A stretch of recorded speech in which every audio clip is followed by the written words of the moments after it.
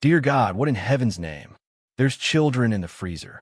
The words tore out of Keisha Monroe's throat before she even understood she'd spoken them. Two small bodies. Two boys curled up together between sacks of ice and frozen venison. Their skin was ghostly pale, lips tinged with blue like winter violets. One of them blinked at her, barely conscious, pupils dilated. The other whimpered, too weak to cry, frost forming on his eyelashes. Keisha dropped to her knees without thinking. Sweetheart. Hey, baby. It's okay. It's okay. I got you. Her arms trembled as she pulled the children from the industrial freezer, the frigid air biting at her skin through her thin latex gloves. One of the boys clung to her, his tiny fingers locking around the collar of her uniform like a lifeline. The moment felt unreal, impossible, like stumbling into a nightmare mid-dream. But Keisha had seen this horror coming, because only hours before, she'd watched Sienna Castellano drag the boys down the service hallway, punishing them for spilling cranberry juice on her Hermes clutch. Keisha had tried to intervene. Sienna had barked at her, cursed her, threatened to have her deported back to Trinidad if she didn't mind her place and remember who signs the checks. Now the truth lay shivering in her arms. It's okay, baby. I got you. I got you, Keisha whispered, wrapping them in kitchen towels, rubbing their cold arms desperately. The smaller one, Quinn, with the dark curls plastered to his forehead, tried to speak through cracking teeth. And Miss Keisha? His voice was barely audible. I'm here, sweetheart. You're safe now. You're safe. Felix, the older twin, shook violently in her embrace. His lips were moving, forming words she couldn't quite hear. She leaned closer. Cold game, he whispered. We had to stay longer this time. Keisha's stomach dropped. A game. Sienna had called this a game. She pressed the boys closer to her chest, trying to share her body heat. Quinn's teeth chattered so hard she worried he'd bite his tongue. Felix had stopped shivering entirely, a worse sign she knew from her nursing training. Hypothermia was setting in. Stay with me, babies. Stay awake, okay? Can you do that for Miss Keisha? Quinn nodded weakly. Felix just stared past her, his eyes glassy and unfocused. Keisha's mind raced. She needed to call 911. But what would she say? How would she explain this without implicating herself? Sienna had already made it clear what would happen if Keisha ever spoke out. Deportation, prison destruction. But looking down at these two innocent children, their small bodies racked with cold, their trust in her absolute despite everything they'd endured, Keisha made a decision. She couldn't stay silent anymore, even if it cost her everything. She was reaching for her phone when she heard it, the sound that would change everything. Heavy footsteps thundering through the front entrance. Car doors slamming outside. Vincent Castellano's voice calling out from the foyer, echoing through the massive estate. Sienna? Boys. I'm home early. Keisha's heart lurched. Vincent, the billionaire himself. He was supposed to be in Singapore for another week. This was her chance. He needed to see this. He needed to know what his wife had been doing to his sons. Mr. Castellano, Keisha called out, her voice shaking but determined. In the kitchen, please hurry. She heard his footsteps quicken, coming closer. Quinn whimpered and pressed his face into her shoulder. Felix's eyes went wide with something that looked like fear. But fear of what? His father? Or what would happen when his father saw them? Keisha didn't have time to wonder, because in the next moment, Vincent Castellano burst through the kitchen door, and the nightmare truly began. Vincent Castellano looked every inch the billionaire tech mogul. Tailored Tom Ford suit, slightly rumpled from travel, silver at his temples, sharp jawline tight with exhaustion. He just stepped off a red-eye from Dubai, and the last thing he expected to see was his housekeeper cradling his sons like they'd been pulled from a war zone. His briefcase hit the marble floor with a crack. What happened? He rushed forward, his eyes scanning Felix and Quinn with rising panic. Why are they wrapped in towels? Why do they look like that? Mr. Castellano, I found them in the freezer, Keisha said, her voice steady despite the terror coursing through her. They were locked inside. I don't know how long they were in there, but they're hypothermic. We need to call. In the freezer? Vincent's face went white.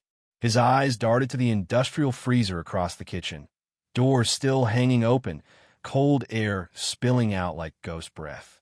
That's not possible. Sienna would never.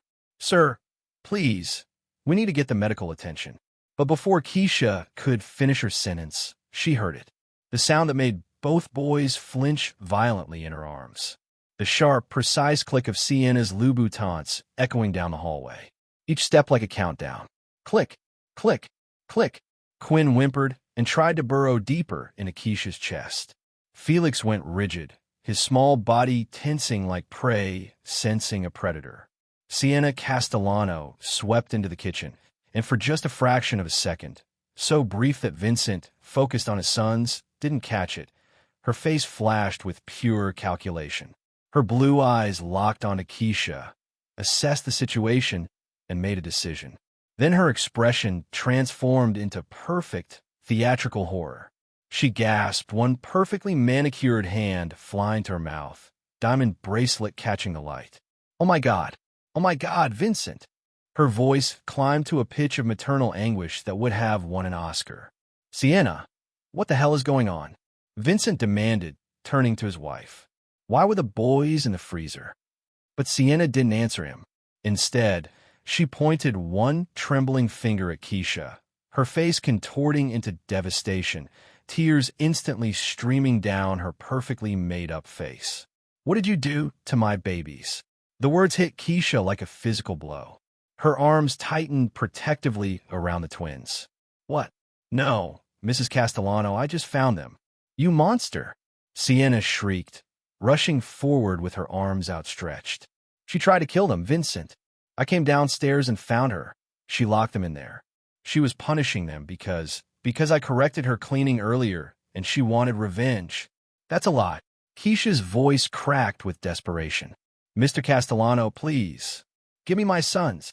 Sienna wrenched Quinn from Keisha's arms. The boy cried out in pain, but Sienna didn't seem to notice or care. She clutched him to her chest, then grabbed Felix's arm and pulled him away from Keisha with enough force to make him stumble. Mrs. Castellano, please. They need to be warmed up slowly. You can't just... Don't you dare tell me how to care for my children.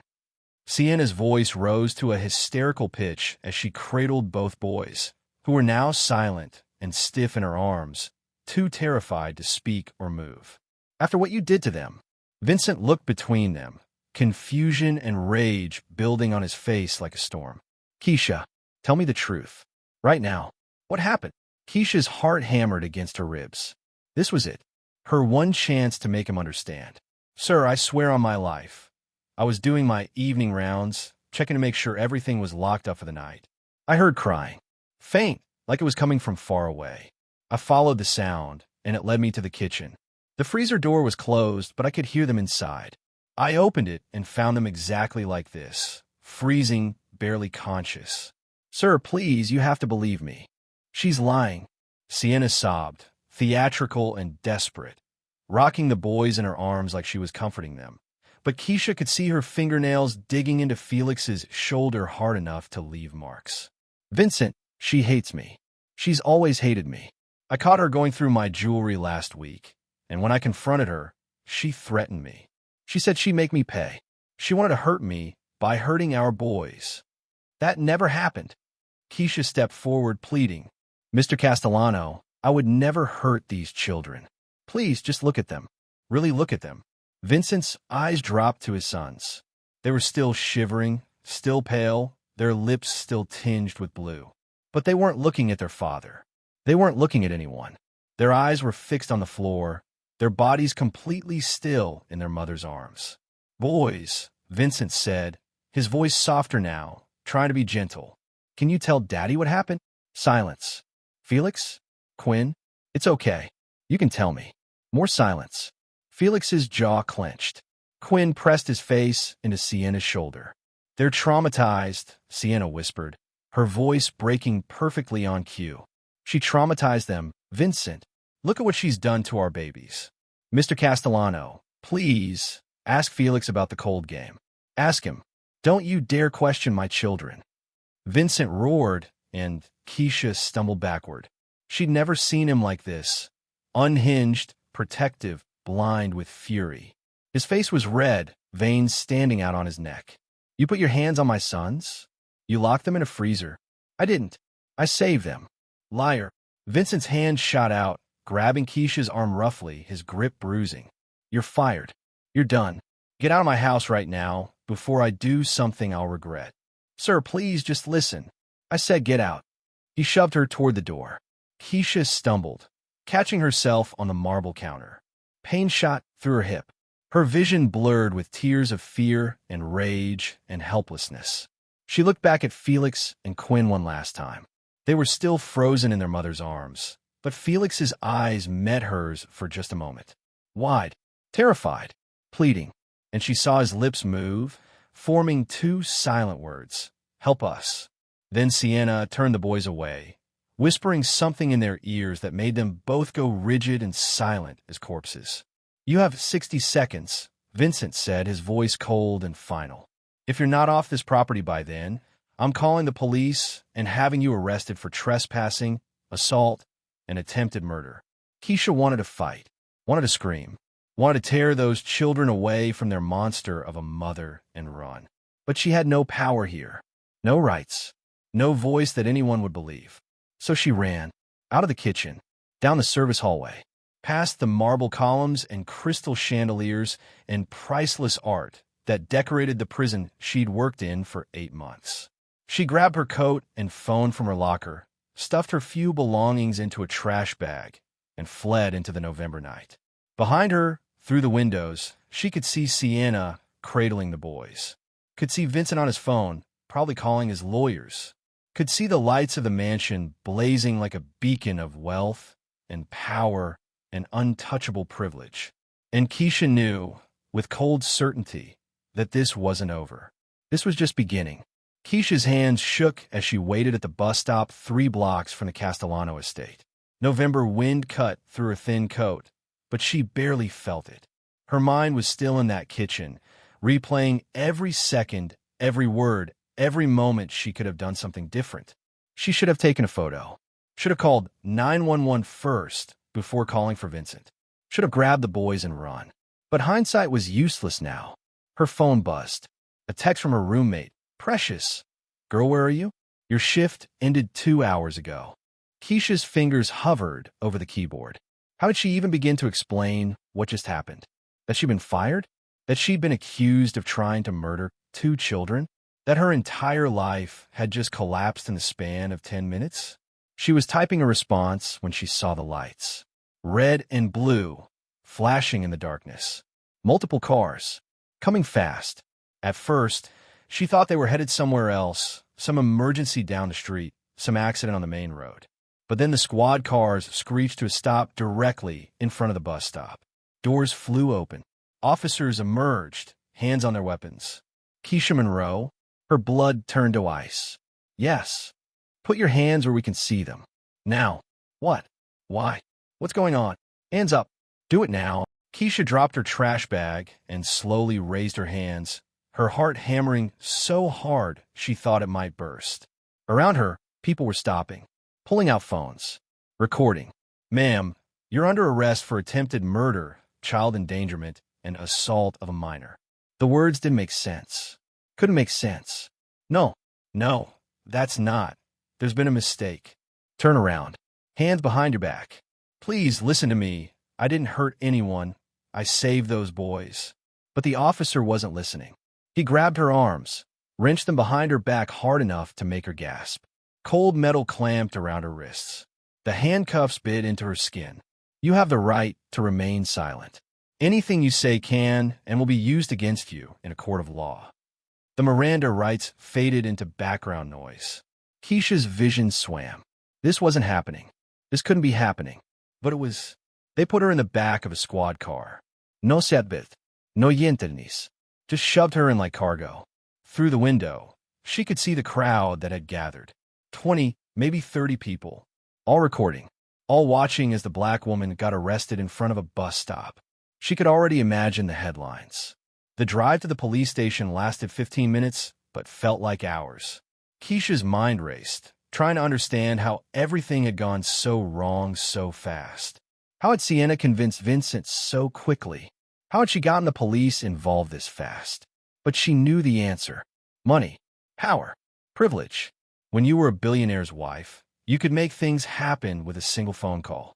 At the station, they processed her like she was already guilty. Mugshot, fingerprints, strip search that left her feeling violated and small. They took her phone, her coat, her dignity. Then they put her in a holding cell with 3 other women and left her there. Hours passed. Keisha sat on the cold metal bench and stared at the wall. One of the other women, older, with tired eyes, spoke to her. First time, Keisha nodded, not trusting her voice. What did they get you for? Something I didn't do. The woman laughed bitterly. Yeah, that's what we all say, honey. But Keisha wasn't lying. She hadn't hurt those boys. She'd saved them. And somehow, she was the one in handcuffs while their abuser was home free, probably tucking them in a bed and posting Instagram stories about her traumatic day. Around midnight, a public defender finally showed up. His name was Roger Pemberton, and he looked about 25, exhausted and completely overwhelmed. He sat across from Keisha in a tiny interrogation room and opened a folder with her name on it. Okay, Ms. Monroe, I'm going to be straight with you. The charges against you are serious. The Castellanos are claiming you locked their twin sons in a freezer for approximately 30 minutes as punishment for, he checked his notes, spilling juice on Mrs. Castellano's purse. They're saying you have a history of hostility toward Mrs. Castellano and that this was premeditated. That's a lie. All of it. They have evidence. Keisha's stomach dropped. What evidence? Mrs. Castellano's testimony. Mr. Castellano's testimony. And apparently, security footage showing you entering the kitchen at 6:47 p.m. and not leaving until Mr. Castellano came home at 7:23 p.m. Because I was pulling them out of the freezer, not putting them in. Roger sighed and rubbed his temples. Ms. Monroe, I'm on your side here, but you need to understand what you're up against. Vincent Castellano is worth $8 billion. He's already retained Hawthorne and Associates, one of the most powerful law firms in the state. They're pushing for maximum sentencing. And given that the victims are children, that you're an immigrant, and that you have no real ties to the community. I have ties. I have my church, my roommate, my... Do you have documentation? The question hung in the air like poison. Keisha's silence was answer enough. Roger closed the folder. Your visa expired 4 months ago, didn't it? She nodded, tears burning her eyes. That complicates things. A lot. Because now IC could get involved. And if they do, even if we beat these charges, which, I'm being honest, is unlikely given who we're up against, you could still be deported. So what are you saying? I should just give up. I'm saying you need to be realistic about your options. The prosecution is offering a plea deal. Plead guilty to reckless endangerment, serve 18 months, and they'll drop the attempted murder charge. No, Keisha's voice was steel. I'm not pleading guilty to something I didn't do. Ms. Monroe, those boys were being abused. For months, maybe years. I saw the bruises. I heard them crying at night. Felix stutters because he's terrified all the time. Quinn wets the bed and gets punished for it. Sienna Castellano is a monster, and I'm not going to help her get away with it by saying I'm the guilty one. Roger looked at her for a long moment. Then he sighed. Okay, then we fight. But you need to understand, this isn't going to be easy, or fair, or quick. I don't care. You should, because the Castellanos have already started their media campaign. He pulled out his phone and showed her. Instagram, Twitter, Facebook, all blowing up with the same story. Sienna's tearful video had 22 million views. The comments were a flood of rage and hate. And there, in the thumbnail, was Keisha's mugshot. The caption, I trusted this woman with my babies, and she tried to freeze them to death. Please pray for Felix and Quinn, and pray that justice is served. Keisha felt sick. Bail hearing is tomorrow morning, Roger said quietly. I'll do what I can. But Ms. Monroe, you need to prepare yourself for the possibility that you might not win this. He left, and Keisha sat alone in that holding cell, surrounded by strangers, staring at the ceiling, and made herself a promise. She would win this. Not for herself, for Felix and Quinn. Because if she didn't fight, Those boys would be trapped with their monster of a mother forever. And Keisha would rather die than let that happen. The courtroom smelled like old wood and stale coffee. Keisha sat at the defendant's table in an orange jumpsuit that was 2 sizes too big, her hands cuffed in front of her, trying not to shake. She'd been in holding for 18 hours. No sleep, no real food, just fear and rage keeping her upright. Roger Pemberton sat beside her, shuffling through papers with the frantic energy of someone who knew he was outgunned. Across the aisle, the prosecution had sent 3 lawyers. 3 for a bail hearing.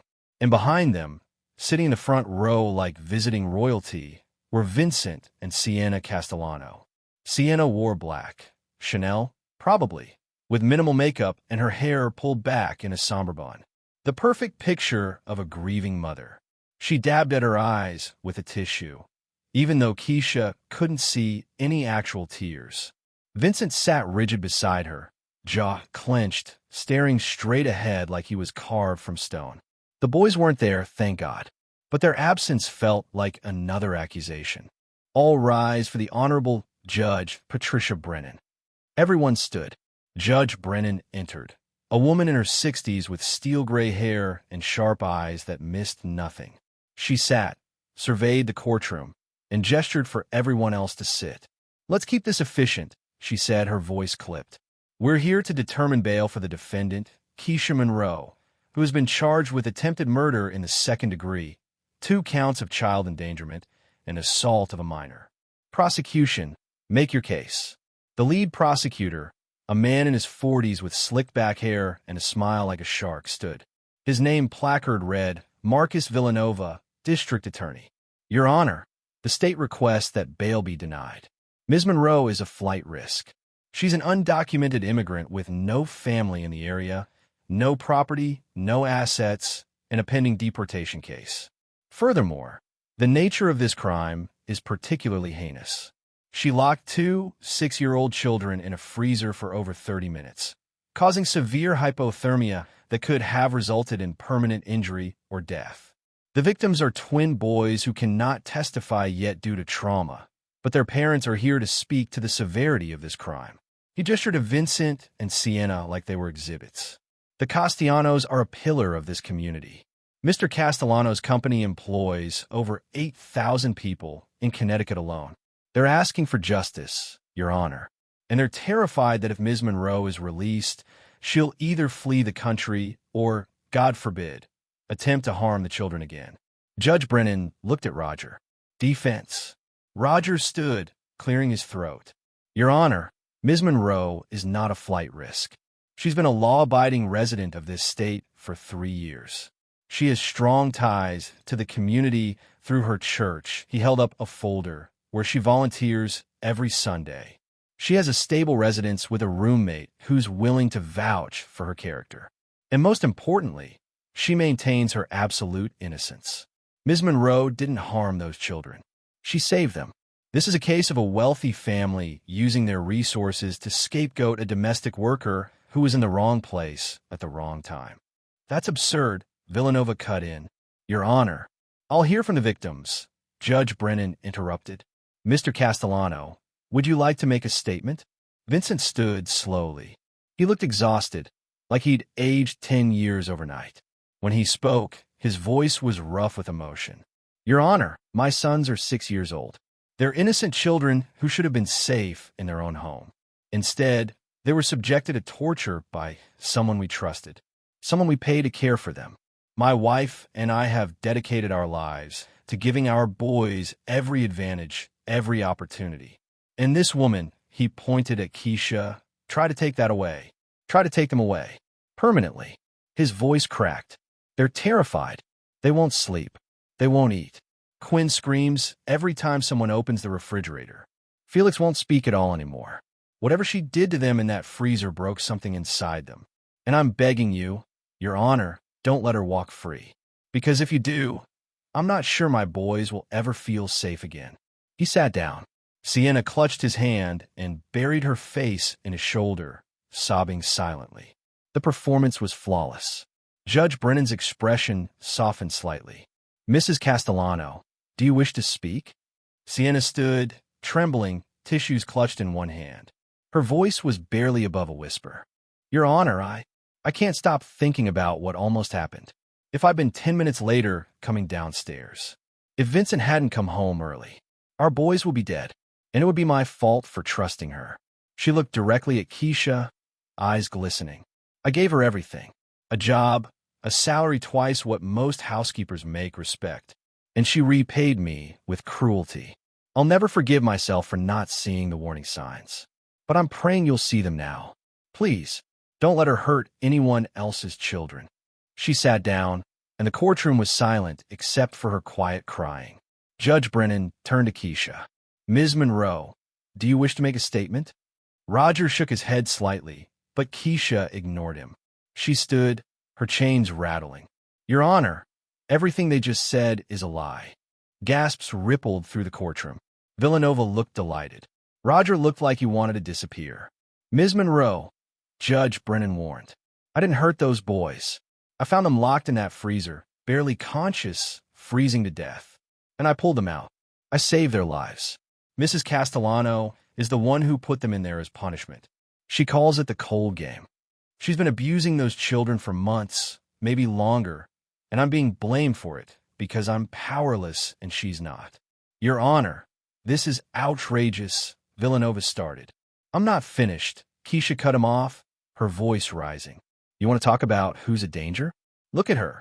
Look at the woman who's crying right now like she's the victim. Ask her about the bruises on Quinn's back. Ask her about the time Felix had to go to the hospital for a fall that fractured his wrist. Ask her why the boys flinch every time she walks into a room. I'm not the monster here. She is. And if you let her keep those boys, they're going to die. The courtroom erupted. Villanova was on his feet, shouting about slander. Sienna was sobbing harder. Vincent looked murderous. Judge Brennan slammed her gavel. Order. Ms. Monroe, sit down. Now. Keisha sat, her heart pounding. Judge Brennan stared at her for a long moment. Then she looked at Roger. Does your client have any evidence to support these allegations? We're working on gathering evidence, Your Honor, but... So no, not yet, but... Then I've heard enough. Judge Brennan straightened her papers. Given the severity of the charges, the defendant's immigration status, and a lack of any evidence supporting her version of events, I'm setting bail at $500,000. Keisha's stomach dropped. $500,000.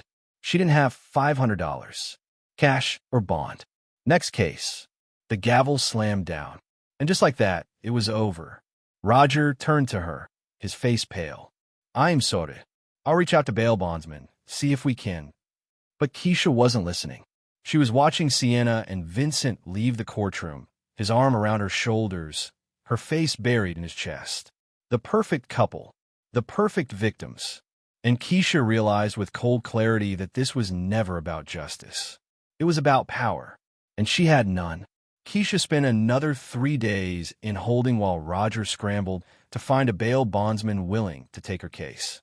Most wouldn't touch it. Too high risk, they said. Undocumented defendant facing attempted murder charges? No que lateral. No guarantee. Forget it. But on the 4th day, something unexpected happened. Pastor Imani Thompson from New Covenant Baptist Church showed up with a check. Keisha was brought to the visitation room in shackles, exhausted and hollow-eyed. When she saw Pastor Imani sitting there, a black woman in her 50s with kind eyes and an iron will, she almost broke down. Pastor, what are you? Hush, child. We're getting you out. I don't understand. The bail is $500,000. We raised $50,000. Enough for the bond. Pastor Imani's smile was fierce. The congregation held an emergency meeting. We passed the hat, made phone calls, reached out to sister churches. Took us 72 hours, but we did it. Because we know you, Keisha, we know your heart. And we don't believe for 1 second you hurt those babies. Tears burned down Keisha's face. I didn't. I swear I didn't. I know. And we're going to prove it. 2 hours later, Keisha walked out of the detention center into weak November sunshine. She was free, sort of. Electronic ankle monitor. Strict curfew. Couldn't leave the state. Couldn't go within 500 feet of the Castellano estate or the family. But she was out. Pastor Imani drove her to the church, where 30 people were waiting. Her roommate Precious. Members of the congregation she'd sung with, prayed with, served meals with. People she'd known for 3 years who believed in her when the whole world had decided she was guilty. They hugged her, prayed over her, fed her the first real meal she'd had in days. Jollof rice and fried plantains and oxtail that tasted like love. And they told her something that changed everything. "We're not the only ones who believe you," said Sister Claudette, an older Haitian woman who worked as a nurse. "I was talking to my cousin who works at Greenwich Hospital. She says the Castellano boys have been in the ER 6 times in 2 years. 6 times.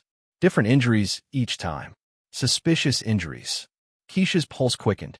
Can she get the records? HIPAA laws. She can't give them to you directly. But she said if a lawyer subpoenas them. "Roger," Keisha breathed. "I need to call Roger." Pastor Imani handed her a phone. Her own had been taken as evidence. "Already called him. He's coming by tomorrow morning." "But Keisha, there's something else you need to know." The room went quiet. "What?" Pastor Imani pulled up her phone and showed Keisha the screen. Instagram. Sienna's account. The latest post was a photo of Felix and Quinn in matching pajamas, sitting on a massive bed surrounded by stuffed animals. Both boys looked directly at the camera with empty eyes. The caption read, "Recovering at home with my brave warriors. They're still scared, still healing, but we're surrounding them with love and safety. Thank you to everyone who's reached out. Your prayers mean everything. Justice is coming. Hashtag Mama Bear, hashtag Protect Our Children, hashtag Justice for Felix and Quinn." 4.8 million likes. 67,000 comments. Keisha felt sick. She's using them. She's using their trauma to make herself look good. "Gets worse," Precious said quietly. She showed Keisha another screen. Twitter this time. A trending hashtag. Hashtag Arrest Keisha Monroe. Thousands of tweets. Tens of thousands. All calling for Keisha's head. "They want you in prison," Precious said. Some are even calling for the death penalty. Keisha's hand shook. How did this get so big? Sienna has millions of followers. She's an influencer, and she's good at this, playing the victim, making people outraged. She's turned this into a crusade. White woman, rich family, innocent children nearly killed by a dangerous immigrant. It's every racist's wet dream. Language, Pastor Imani murmured. "Sorry, Pastor, but it's true." Keisha stared at the screen, at the flood of hate directed at her face, her name, her entire existence. She recognized some of the profile pictures. White women with blonde hair, American flags in their bios, MAGA hats, blessed mom of 3 in their descriptions. But there were others too. Black women, Latino women, Asian women. People from all backgrounds who'd been fed one story and believed it without question. Because who would doubt a grieving mother? "I can't fight this," Keisha whispered. "How do I fight this?" "The same way David fought Goliath," Pastor Imani said firmly. "With truth and faith and one good stone." "Now, you said you found those boys in the freezer around 7 p.m.? "Yes. And you've been working all day?" "Since 6 a.m. So there's got to be security footage of the whole day. Not just the moment you found them, but before, showing what really happened."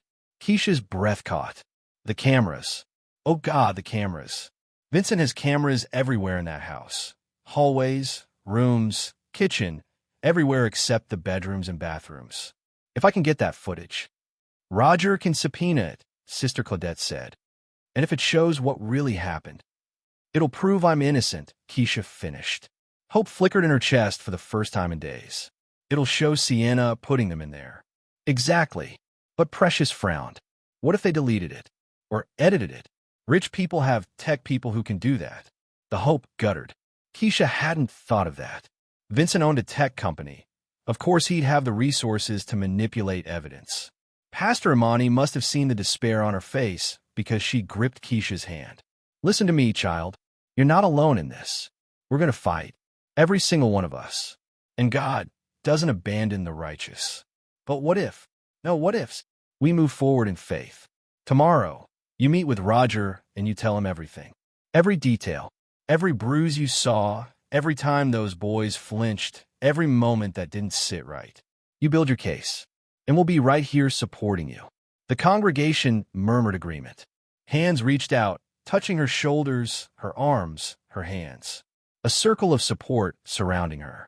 For the first time since that nightmare began, Keisha didn't feel completely alone. But later that night, lying on Precious's couch, her own apartment still vandalized, still unsafe, Keisha stared at the ceiling and wondered if faith would be enough. Because Sienna Castellano had money, power, and a face that millions of people trusted. And Keisha had nothing but the truth. She just prayed the truth would be enough to save those boys.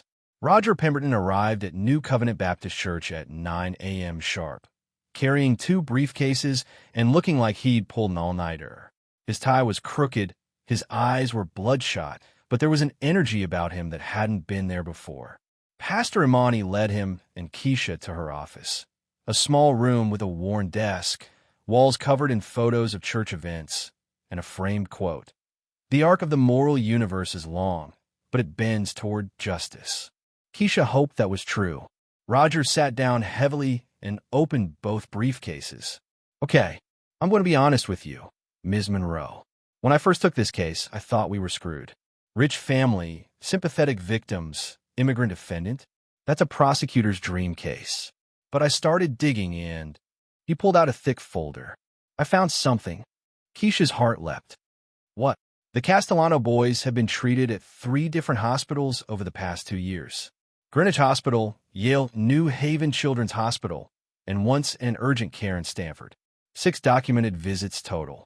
Each time, different injuries. Each time, Mrs. Castellano provided explanations that the treating physicians noted as inconsistent with injury patterns. He spread out medical records across the desk. Keisha leaned forward, scanning them. Here, March 2023. Quinn, age 4. Brought in with a spiral fracture of the left forearm. Mrs. Castellano claimed he fell off a swing, but spiral fractures typically indicate twisting force, like someone grabbing and twisting a child's arm. Jesus Pastor, Imani Spirit. June 2023. Felix. 2nd-degree burns on both hands. Mrs. Castellano said he touched a hot stove, but the pattern was consistent with forced contact, like someone held his hands down on a heating element. Keisha felt sick. She'd suspected abuse, but seeing it documented, seeing the medical terminology that confirmed what those boys had suffered. September 2023. Both boys. Severe dehydration and malnutrition. Mrs. Castellano claimed they had a stomach virus, but the attending physician noted no viral symptoms, no fever, nothing that would explain the level of dehydration except deliberate withholding of food and water. That's the quiet game, Keisha said, her voice shaking. Felix told me about it once. When they're bad, they have to sit in the closet and can't eat or drink until Sienna says they can come out. Sometimes for hours. Roger nodded grimly. There's more. November 2023, just 3 weeks ago. Quinn brought in with hypothermia. Core body temperature of 94 degrees. Mrs. Castellano claimed he wandered outside in his pajamas and she didn't notice for 30 minutes. In November, in Connecticut, and she didn't notice? Pastor Imani's voice was sharp with disbelief. The ER doctor flagged it, wrote in his notes that the story doesn't align with injury timeline, and that he was concerned about possible abuse. He even contacted child services. Keisha's breath caught.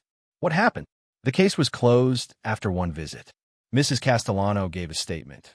Mr. Castellano vouched for her, and a social worker noted that the home was immaculate and the parents were cooperative and concerned. Case closed. Of course it was, Keisha said bitterly. They're rich. They're white. They have the perfect Instagram family. Nobody wants to believe people like that abuse their kids. Exactly, which is why we need to be smarter than the system. Roger pulled out another folder. I filed subpoenas yesterday for 3 things. 1. All security camera footage from the Castellano estate for the past 6 months. 2. Mrs. Castellano's phone records. 3. Interviews with any former household staff. Will they comply? They have to. It's a criminal case. But Vincent's lawyers are already fighting it, claiming privacy concerns. Judge gave them 2 weeks to respond, which is 2 weeks we don't have because your trial date is set for January 15th. 2 months. Keisha had 2 months to prove her innocence or spend the next 25 years in prison. There's something else, Roger said quietly. I did some digging into Sienna Castellano's background before she married Vincent. He pulled out printouts from old news articles, social media archives, court records. Her maiden name is Rothstein. She grew up in Darien, wealthy family, private schools, the works. But here's what's interesting. When she was 19, she was briefly engaged to a guy named Preston Hightower. The engagement ended abruptly, and 6 months later, Preston filed for a restraining order. Against Sienna? Against Sienna.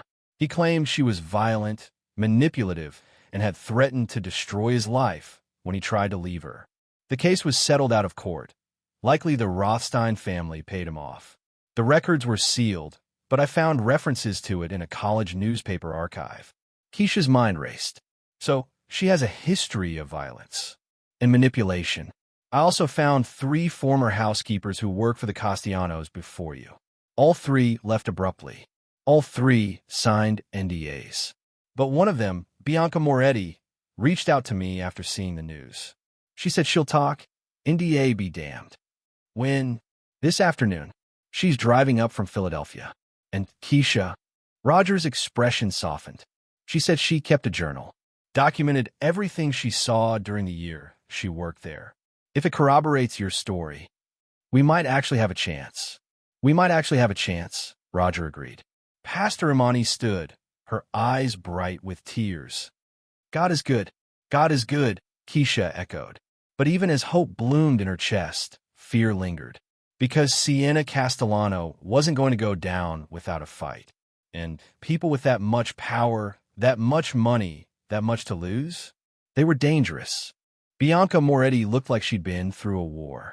Mid-40s, tired eyes, nervous hands that wouldn't stop fidgeting with her coffee cup. She sat in Pastor Imani's office that afternoon, flanked by Roger and Keisha, and took a deep breath before speaking. I worked for the Castellanos from January to December 2023. 11 months. Longest 11 months of my life. Why did you leave? Roger asked gently, his recorder running. Because I couldn't watch it anymore. What you did to those boys. Bianca's voice cracked. I tried to help them. I tried to intervene. But Sienna, she has this way of making you feel crazy. Like what you're seeing isn't real. Keisha leaned forward. Tell us what you saw. Bianca closed her eyes. The first time was February. I was cleaning the upstairs hallway, and I heard crying, coming from the linen closet. I opened it and found both boys inside, locked in, sitting in the dark. They'd been in there for hours. They'd wet themselves. They were terrified. What did you do? I let them out, got them cleaned up, and when Sienna came home, I asked her about it. She smiled at me, this cold, perfect smile, and said they were playing hide and seek and must have accidentally locked themselves in. She said it so sweetly, so convincingly that I almost believed her. Almost. But you didn't. No, because it kept happening. Different punishments, different games. The cold game was her favorite. She'd make them stand in the walk-in freezer in the basement. Not the one in the kitchen, a different one, for 5, 10, 15 minutes at a time. She called it teaching them resilience. Keisha felt rage building in her chest. Did you report it? I tried. I called the child abuse hotline in May. They sent someone out. But Sienna knew I called. I don't know how, but she knew. She put on this perfect performance for the social worker. Gave them a tour of the house. Showed them the boys' rooms. Immaculate, full of toys, beautiful. The boys were coached. They said everything was fine. The case was closed. And then she fired me. Well, not fired exactly. She made my life so miserable I had to quit. She'd accuse me of stealing, planted jewelry in my bag, and found it during a search. She'd wake me up at 3 a.m. to clean non-existent messes. She threatened to report me to IC, even though I'm a legal citizen, just to scare me. Finally, I couldn't take it anymore. I left. Did you sign an NDA? Bianca nodded miserably. She made me sign it to get my last paycheck. Said if I ever spoke about the family, she'd sue me for everything I had. I needed the money. My mom was sick. I had medical bills, so I signed. And now you're violating it by talking to us. I don't care anymore. I've been following your case. Keisha, I saw what she's doing to you, and I couldn't stay silent. Not again. Not when another woman is being destroyed for trying to save those boys. Roger leaned forward. Bianca, Do you still have a journal you mentioned? She pulled a small notebook from her purse. Worn, spiral-bound, pages filled with cramped handwriting. I wrote everything down. Dates, times, what I saw. I was going to go to the police eventually, but I was scared. She's so powerful, and I'm nobody.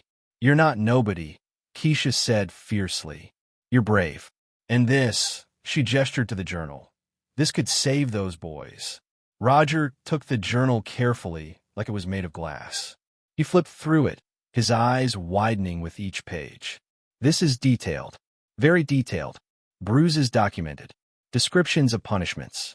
Times when the boys were denied food. Bianca, this is extraordinary evidence. Will it help?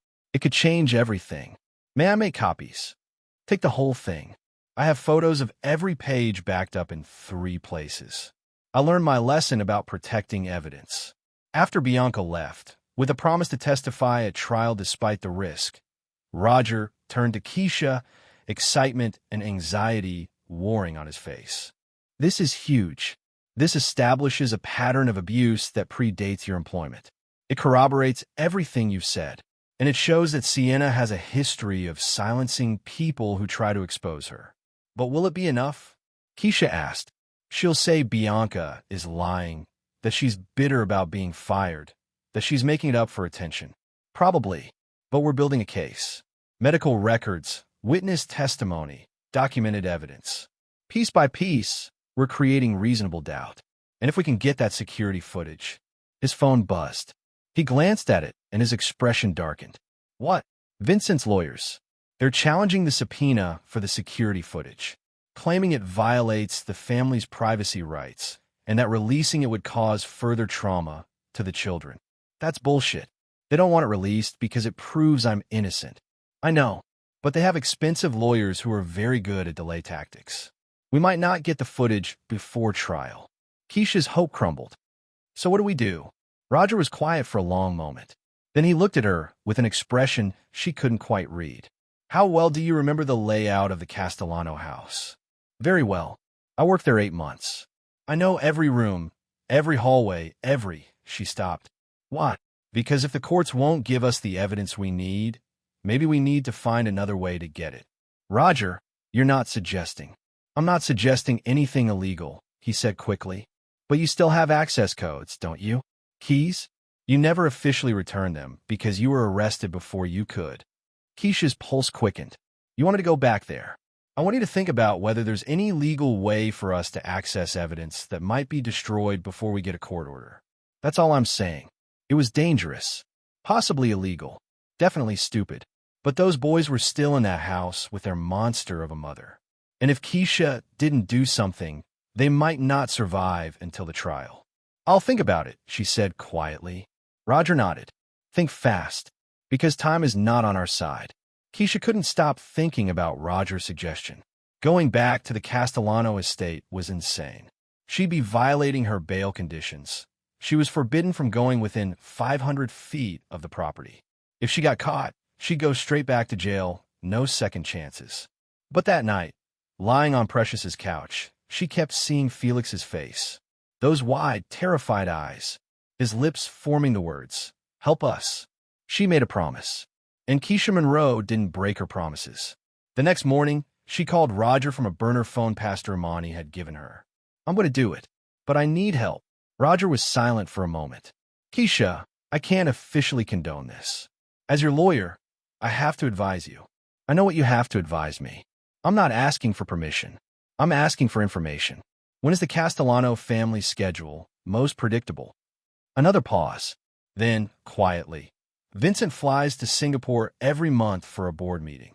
Always the 3rd week. He'll be gone from the 18th to the 22nd. And Sienna takes the boys to their therapist every Thursday at 3 p.m. This Thursday. How long are they usually gone? 90-minute session, plus travel time. 2.5 hours minimum. 2.5 hours. It wasn't much, but it might be enough. What am I looking for? Security system server. It's in the basement, east wing, near the wine cellar. The footage is stored on a physical server that backs up to cloud storage every night at midnight. If you can access the server and copy the files from the day of the incident, November 19th, we'd have everything we need. And if they've already deleted it, then we're back where we started. But it's worth the risk. Okay, I'll need. Stop. Roger interrupted. Don't tell me details.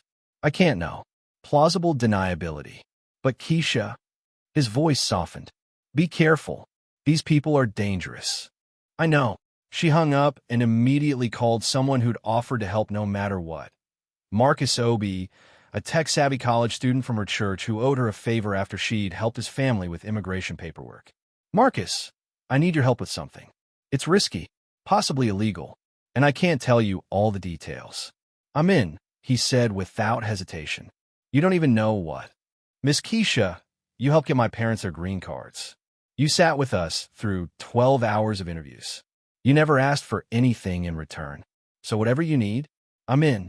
20 minutes later, they were sitting in a Starbucks, Marcus's laptop open between them. Keisha sketching the layout of the Castellano basement from memory. The security system is here, she pointed. Closed room, probably locked. I have a key to the service entrance and the main floors, but I don't know if my key works for the security room. Won't need it. I can bypass most standard locks with a RFID scrambler. Takes about 30 seconds. You just happen to have one of those. Marcus grinned. Computer science major with a focus on cybersecurity. I have all kinds of toys. What about cameras? If I'm going back to get security footage, won't the cameras catch me getting the security footage? That's the tricky part. We need to loop the feed. Make it show empty hallways and rooms while you're actually there. I can do it, but I need access to the system remotely first. Do they have Wi-Fi? Of course. Password. Keisha closed her eyes, thinking back. Vincent uses the same password for everything. Castellano Tech, number 2019. Marcus typed rapidly. Okay, give me a minute to yep. I'm in. Their security is expensive, but not sophisticated. Probably figured nobody would dare try to hack a billionaire. Can you loop the feed? Thursday, between 3 and 5:30 p.m.? Yeah, I'll create a looped recording that makes it look like nothing's happening. But you need to move fast. If someone checks the live feed versus the recording and notices a discrepancy, I'll be fast. You'll also need to copy about 6 hours of footage. 2 p.m. to 8 p.m. on November 19th should cover everything. That's a lot of data. You'll need an external hard drive with at least 2 terabytes of storage. I'll get one. And Keisha. Marcus's expression turned serious. If you get caught, I was never here. I never helped you. I don't even know what you're talking about. Deal. They spent the next hour going over the plan. Entry through the service door at 3:15 p.m. Straight to the basement. Bypass the security room lock. Access the server. Copy the files. Out by 5 p.m., latest. Simple. Clean. Absolutely terrifying. But necessary. Because without that footage, Keisha would go to prison. And Felix and Quinn would stay trapped with their abuser. Thursday morning, Keisha went to church and prayed. Not for success, that felt selfish, but for protection, for wisdom, for the boys. Pastor Imani found her there, kneeling at the altar. You're going today, aren't you? Keisha nodded. I won't try to stop you, but I will pray for you. Pastor Imani knelt beside her, placed a hand on her shoulder. God, we ask for your protection over this daughter of yours. She walks into danger to save the innocent. Be her shield, her guide, her strength. And Lord, if this is not your will, close the door before she walks through it. Amen. Amen, Keisha whispered. At 2:45 p.m., Marcus texted, footage loop active. You're clear. At 3 p.m., Keisha watched from across the street as Sienna's black Mercedes pulled out of the Castellano estate, Felix and Quinn visible in the back seat. At 3:15 p.m., Keisha walked up to the service entrance, her heart hammering so hard she thought it might burst. She inserted her old key. It turned. The door opened, and Keisha stepped back into the house where her nightmare began, praying it wouldn't be where her nightmare ended. The service entrance led into a narrow hallway that smelled like lemon cleaner and expensive candles. Keisha stood frozen for a moment, listening. Silence. The house felt empty, but she couldn't be sure. Vincent was supposedly in Singapore. Sienna was at the therapist with the boys. But what about other staff? The chef? The gardener? The new housekeeper who'd replaced her? She couldn't think about that now. Moving quickly but carefully, she made her way through the familiar corridors. Past the kitchen where she'd found the boys. Past the grand staircase with its crystal chandelier. Down another hallway to the basement stairs. The basement was colder, dimmer. Concrete floors, exposed pipes, the guts of the mansion that guests never saw.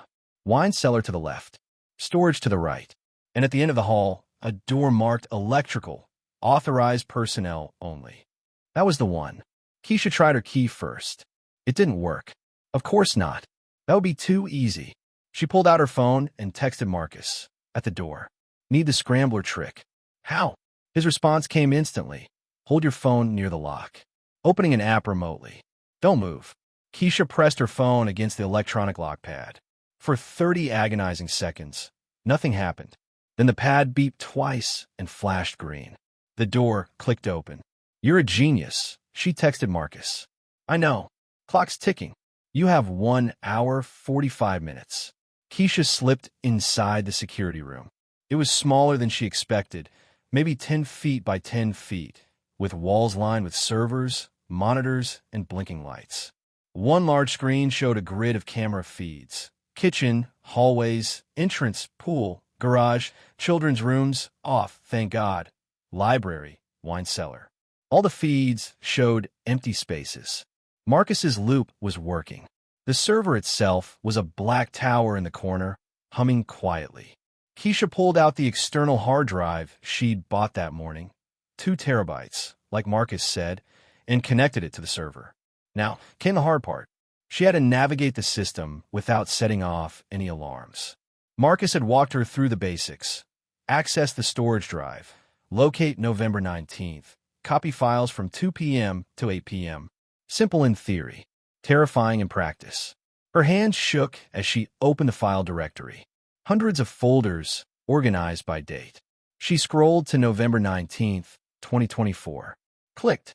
Subfolders for each camera. Kitchen_main. Kitchen_service. Hallway_east. Hallway_west. Basement. Garage. She selected all folders for that date. Checked the timestamps, 14 to 2000 hours, and hit copy. Estimated time, 37 minutes. 37 minutes. She'd be cutting it close, but she could make it. The progress bar crawled forward. 2%, 5%, 8%. Keisha forced herself to breathe. This was working. She was actually going to get the evidence.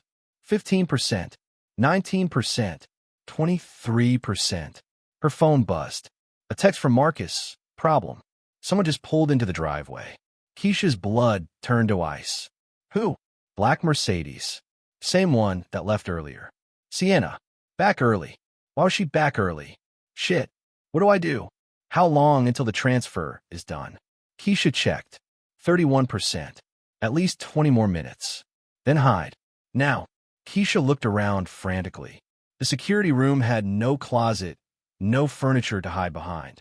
Just servers and that one desk. She could hear footsteps now, echoing from upstairs. Heels clicking on marble. Coming closer. The door. She couldn't lock it from inside. And Sienna might check the security room. She'd be trapped. Think, Keisha. Think. She spotted a gap between 2 server racks. Narrow, maybe 2 feet wide. Not much, but enough. She squeezed herself into the space, making herself as small as possible. Her phone clutched in her hand, the hard drive still connected to the server. The footsteps came down the basement stairs. Closer, closer. The security room door opened. Keisha held her breath. Through the narrow gap between servers, she could see Sienna enter the room. She looked different without her makeup mask. Harder, colder. She was on her phone, arguing with someone. I don't care if the session was supposed to be 90 minutes. I'm not paying for a full hour when she spent half of it trying to get Quinn to open up about his feelings. The kid's fine. He just needs discipline, not therapy. Yes, I know what the court mandated. Fine. Whatever. Just send the bill. She hung up and sat at the desk. Right next to the server. Right next to the hard drive that was still copying files with the progress bar displayed on the monitor. Keisha's heart stopped. If Sienna looked at that screen, if she saw the progress bar, if she noticed the external hard drive, But Sienna was distracted, scrolling through her phone. Checking Instagram comments, probably. Keisha could see the glow of the screen reflected on her face. The progress bar hit 63%. Sienna sighed and stood. Useless, she muttered to herself.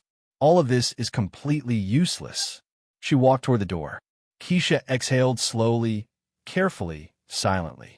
Then Sienna stopped, turned, looked directly at the server. Keisha's entire body went rigid. What the hell? Sienna walked back to the desk. She was looking at the monitor, at the progress bar. She'd seen it. What is this? Sienna leaned closer, squinting at the screen.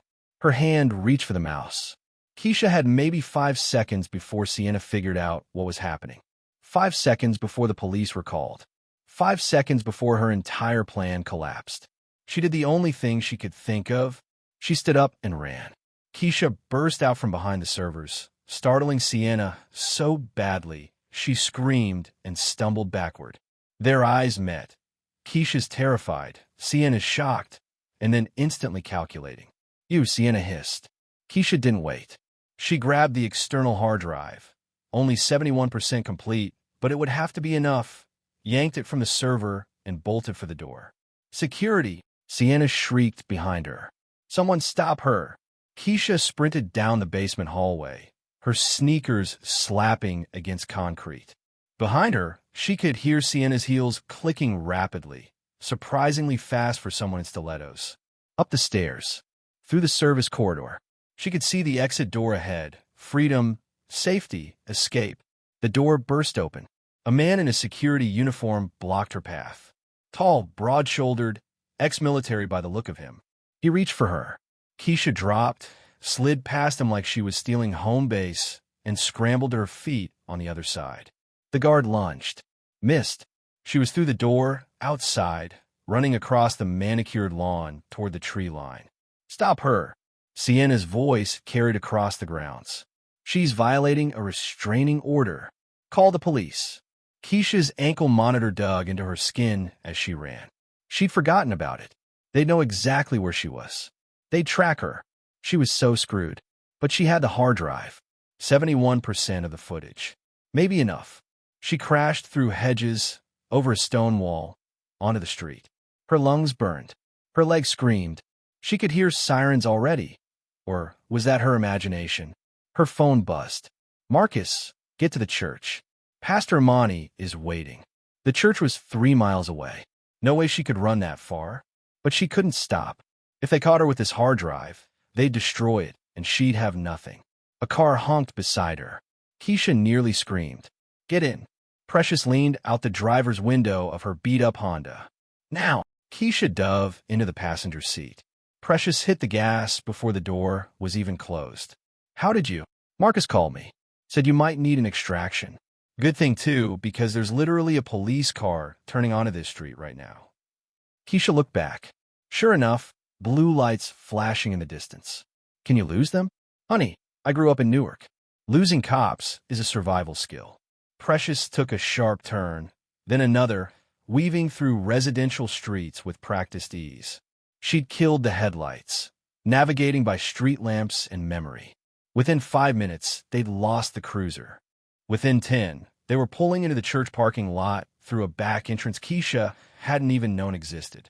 Pastor Imani was waiting by the door, her expression somewhere between furious and relieved. Inside, both of you. Now, they hustled into the church basement, a labyrinth of Sunday school classrooms and storage rooms that felt suddenly like a sanctuary in the truest sense. Marcus was already there, laptop open. Did you get it? Keisha handed him the hard drive with shaking hands. 71%. Sienna came back early. I had to run. 71 might be enough. Let me check what we got. He plugged in the drive and started scanning files. Pastor Imani crossed her arms. Keisha Monroe, do you have any idea what you just done? You violated bail conditions. You trespassed. You're probably facing additional charges now. I know. Then why? Because those boys are running out of time. Keisha's voice cracked. Every day they stay in that house with her is another day they're being tortured. I couldn't just sit and wait for the legal system to maybe, possibly, eventually do something.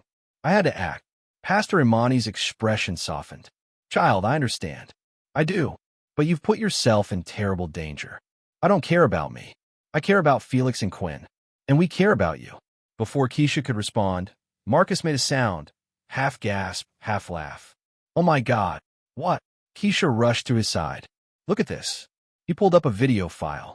Kitchen camera, November 19th, 2:47 p.m. The footage showed Sienna entering the kitchen, dragging Felix and Quinn by their arms. Both boys were crying. She opened the industrial freezer, shoved them inside, and slammed the door. Then she wedged a chair under the handle so it couldn't be opened from the inside. She checked her watch, smiled, and walked away. That's it, Keisha whispered. That's proof. There's more. Marcus pulled up another file. 3:15 p.m. Sienna, returning to the kitchen, opening her phone, taking a selfie with a closed freezer in the background. She was smiling. Then she typed something, probably a caption for Instagram. She was about to post about it. Precious breathed. She was going to act like she found them herself and save them. But then you found them first, Marcus said. And she had to improvise. Had to blame you instead. Another file. 4:32 p.m. Sienna checking the freezer, seeing it was open, her face transforming from casual to panicked. She looked around frantically. That's when she realized I'd found them, Keisha said. And that's when she decided to frame you. Marcus leaned back. This is incredible. This proves everything. Premeditation, abuse, false accusation, all of it. Will it hold up in court? Pastor Imani asked. It'll have to. We can authenticate the metadata, show it hasn't been edited. And combined with Bianca's testimony, the medical records, everything else, this case just flipped. Keisha felt tears streaming down her face. We did it. We actually did it. You did it, Precious corrected. Girl, you just saved those boys. But their celebration was cut short by pounding on the church door. Police! Open up! Pastor Imani stood. They tracked your ankle monitor. They know you're here. Keisha's brief moment of hope crumbled. What do I do? You face the consequences, Pastor Imani said firmly. But you do it with your head held high, because you did the right thing. And we'll fight for you, every step of the way. The pounding intensified. This is your final warning. Marcus quickly copied the files to 3 different cloud storage accounts. Evidence secured. They can't delete it now. Keisha took a deep breath. Okay, I'm ready. Pastor Imani squeezed her hand. Remember, you're not alone. Keisha walked to the door and opened it herself. 6 officers stood outside, weapons drawn. The lead detective, a white man in his 50s with cold eyes, stepped forward. Keisha Monroe, you're under arrest for violation of bail conditions, criminal trespassing, and breaking and entering. Hands behind your back. Keisha complied. As the handcuffs clicked shut for the second time in 2 weeks, she looked back at Pastor Imani, Marcus, and Precious. Tell Roger about the footage. Tell him to use it. We will, Pastor Imani promised. God's got you, child. As they led her to the squad car, Keisha saw something that made her heart skip. A news van pulling up. A reporter jumping out with a cameraman. This was about to go public. Again. But this time, Keisha had the truth on her side. And the truth, she prayed, would set those boys free. The video hit the internet 6 hours later. Not the security footage. That was evidence, locked down tight for the trial. But someone at the police station leaked body cam footage of Keisha's arrest at the church. And Marcus, brilliant Marcus, had already prepared a counter-narrative. He'd created a Twitter account at Justice for Keisha. Posted a thread that went viral within hours. Thread: what the media isn't telling you about Keisha Monroe and the Castellano case. January 15th. Keisha Monroe is a 29-year-old immigrant who worked as a housekeeper for billionaire Vincent Castellano. She's been accused of locking his twin sons in a freezer. But here's what you need to know. February 15th. The Castellano boys, Felix and Quinn, have been to the ER 6 times in 2 years. Different hospitals, different suspicious injuries. Doctors flagged possible abuse multiple times. March 15th. Each time, the cases were closed. Why? Because the family is rich, white, and respectable. Because nobody wants to believe Instagram-perfect Sienna Castellano could hurt her kids. April 15th. The thread continued, laying out medical records, redacted for privacy, but damning, Bianca's testimony, the timeline of events. And it ended with a bombshell. We have security footage proving Sienna Castellano locked her sons in that freezer. Proving Keisha found them and saved them. Proving everything. But the legal system is protecting the billionaire while prosecuting the immigrant. 14/15. This isn't about justice. It's about power. RT if you believe Keisha Monroe is innocent.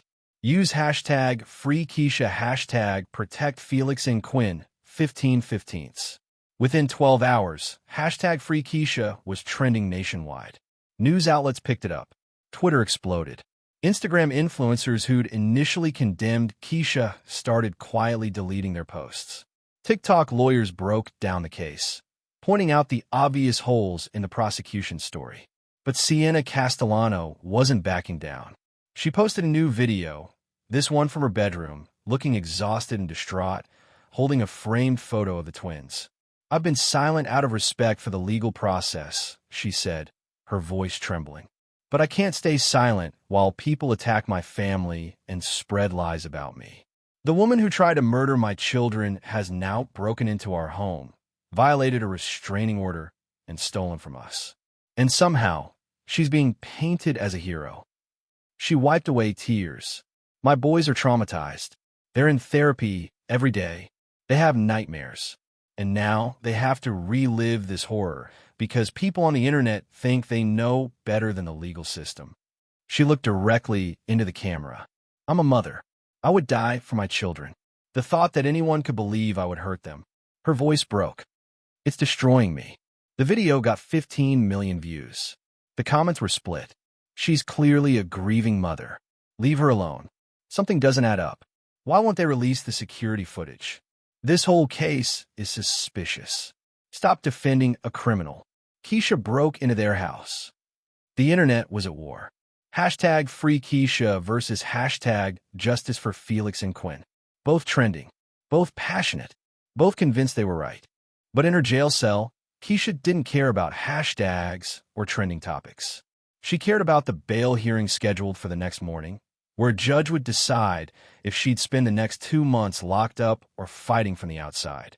Roger visited her that evening. He looked exhausted but energized. The footage is authenticated. No signs of tampering. No evidence of editing. It's admissible. Will the judge let us use it at the bail hearing?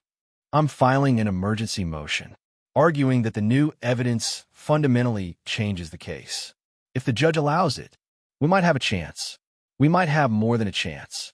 The prosecutor's office is getting hammered with calls.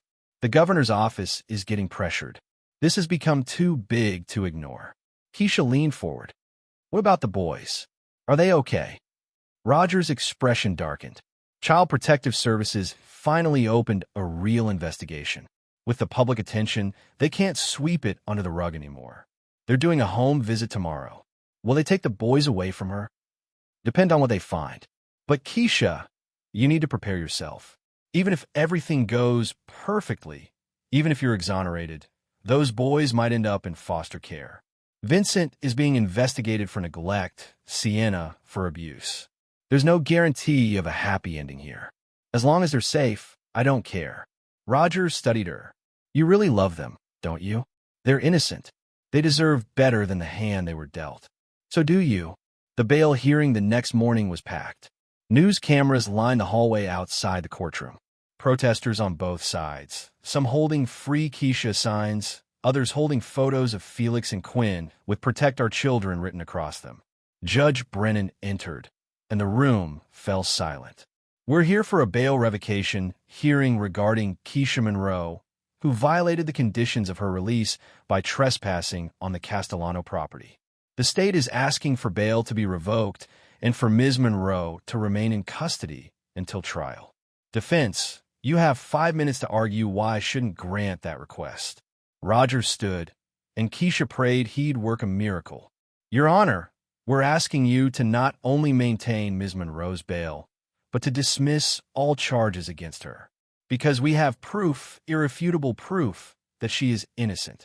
He pulled out a tablet and approached the bench. "This is security footage from the Castellano estate, November 19th, 2:47 p.m. I'd like to enter it into evidence and request that Your Honor view it before making a decision." Villanova shot to his feet. "Your Honor, this evidence was obtained illegally." Ms. Monroe was still technically employed by the Castellanos at the time she accessed the security system. Roger interrupted. She had keys, access codes, and authorization to be on the property. The employment termination was verbal and disputed. Therefore, the evidence is admissible under. That's a stretch, and you know it, Villanova snapped. It's the law, and you know it. Judge Brennan held up a hand. Enough. I'll review the footage in chambers. Court is in recess for 30 minutes.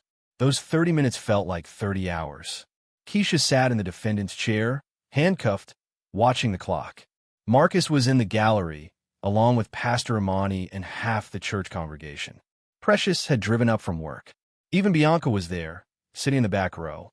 On the other side, Sienna and Vincent sat stone-faced.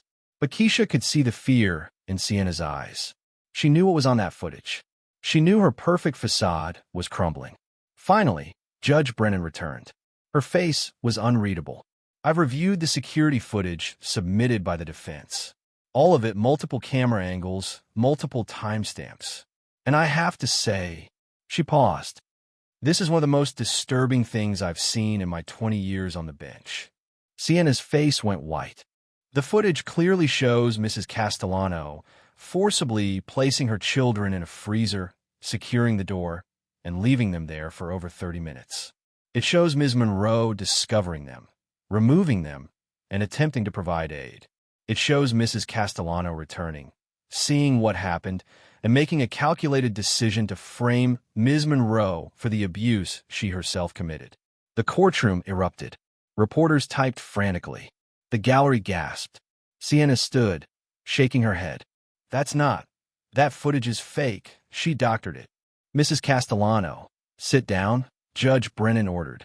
And you should know that I've already forwarded this footage to the District Attorney's Office and Child Protective Services. Criminal charges will likely be filed against you. Sienna collapsed back into her seat, sobbing. Vincent stared straight ahead, his face ashen. Judge Brennan turned to Keisha. Ms. Monroe, all charges against you are hereby dismissed. You're free to go. And on behalf of this court, I apologize for what you've endured. The gavel came down, and just like that, it was over. Keisha's legs gave out. Roger caught her, holding her upright as the handcuffs came off. Behind her, the church congregation erupted in cheers and prayers and hallelujahs. But Keisha's eyes were on Vincent and Sienna, the perfect billionaire couple, now exposed, now destroyed. Vincent looked at her across the courtroom, and for the first time, she saw real remorse in his eyes. I'm sorry, he mouthed. Keisha didn't respond, because sorry wasn't enough. Not for the boys, not for what they'd suffered, not for what they'd continue to suffer until they were truly safe. As she walked out of that courtroom a free woman, she made herself a new promise. This wasn't over, not until Felix and Quinn were somewhere they could heal. And she'd make damn sure they got there. The arrest of Sienna Castellano happened 72 hours later, and it was spectacular. News helicopters circled the estate as police cars rolled up the long driveway. Sienna had locked herself in the master bedroom, refusing to come out. Officers had to break down the door. She was charged with 2 counts of child abuse, felony, 2 counts of child endangerment, felony, filing a false police report, misdemeanor, conspiracy to commit perjury, felony, obstruction of justice, felony. Her bail was set at $2 million. Vincent posted it immediately, but the conditions were strict. Ankle monitor, surrender of passport, no contact with the children. The media went insane. Every news outlet covered it. Sienna's Instagram followers dropped from 4.7 million to 800,000 in 3 days. Sponsors pulled their deals. The charity organizations she'd worked with scrubbed her name from their websites. The internet, which had once defended her, now eviscerated her. But Keisha didn't care about Sienna's downfall. She cared about the boys. CPS had removed Felix and Quinn from the Castellano estate the same day the charges were filed. They were placed in emergency foster care while the state investigated Vincent's role in the abuse. Keisha called Roger every day. Can I see them? Can I at least talk to them? Not yet. They're in a secure location, being evaluated by psychologists. But I'm working on it. They must be so scared. They're safe. That's what matters. But safe wasn't enough. Keisha had promised those boys she'd come back for them, and she intended to keep that promise. A week after the charges were filed, Roger called with unexpected news. Vincent wants to meet with you. Keisha's stomach clenched. Why? He didn't say, but he's offering to meet in a neutral location, my office, with me present. He says it's important. Every instinct told Keisha to refuse, to tell Vincent Castellano to go to hell. But curiosity won. Fine. When? Tomorrow, 2 p.m. The next afternoon, Keisha sat in Roger's cramped office, hands folded, waiting. When Vincent entered, she barely recognized him. The billionaire's swagger was gone. He looked hollow, broken, 20 years older. He sat across from her, couldn't meet her eyes. Thank you for agreeing to see me. Keisha said nothing. I don't know where to start. I'm sorry doesn't cover it. I destroyed your life. I believe my wife over you. I hit you. I had you arrested. His voice cracked. I failed my sons in every possible way. Still, Keisha said nothing. The police showed me the full security footage. Everything from the past 6 months. I watched it all. Every moment of abuse, every punishment, every time she hurt them while I was traveling or working or just not paying attention. Tears streamed down his face. I was supposed to protect them. I'm their father. And I failed. Yes, Keisha said quietly. You did. Vincent flinched like she'd slapped him. I know, and I can't undo it. But I could try to make it right. I am divorcing Shinna. I've already filed, and I'm stepping back from my company to focus on the boys. I've enrolled in parenting classes, therapy, everything. I want to be the father they deserve. Good for you, Keisha said, her voice sharp. But that doesn't explain why you wanted to see me. Vincent took a deep breath. The boys are asking for you. Constantly. The foster parents say you're all they talk about. They drew pictures of you. He pulled out a piece of paper, unfolded it with shaking hands. It was a crayon drawing. 2 stick figures, Felix and Quinn, standing next to a taller figure with dark skin and a smile. Above it, in careful 6-year-old handwriting, Miss Keisha saved us. We love Miss Keisha. Keisha's vision blurred. They want to see you, Vincent said. CPS says they can have supervised visits with approved adults. I'm on that list, and I'm asking them to add you. Why would you do that? Because despite everything I did to you, you never stopped fighting for my sons. You risked your freedom, your life, everything, to save them. You're more of a parent to them than I ever was. He finally met her eyes. I'm not asking you to forgive me. I'm asking you to let them see you. Because they need you. Keisha wanted to hate him, wanted to tell him to suffer. But she couldn't. Because this wasn't about her or Vincent. It was about Felix and Quinn. I'll do it. But not for you. For them. I understand. And Vincent, Keisha leaned forward. If you ever fail those boys again, if you ever let someone hurt them again, I will personally make sure you lose them forever. Do you understand me? I understand. Good. Now get out of Roger's office. I need to discuss the visitation details with him.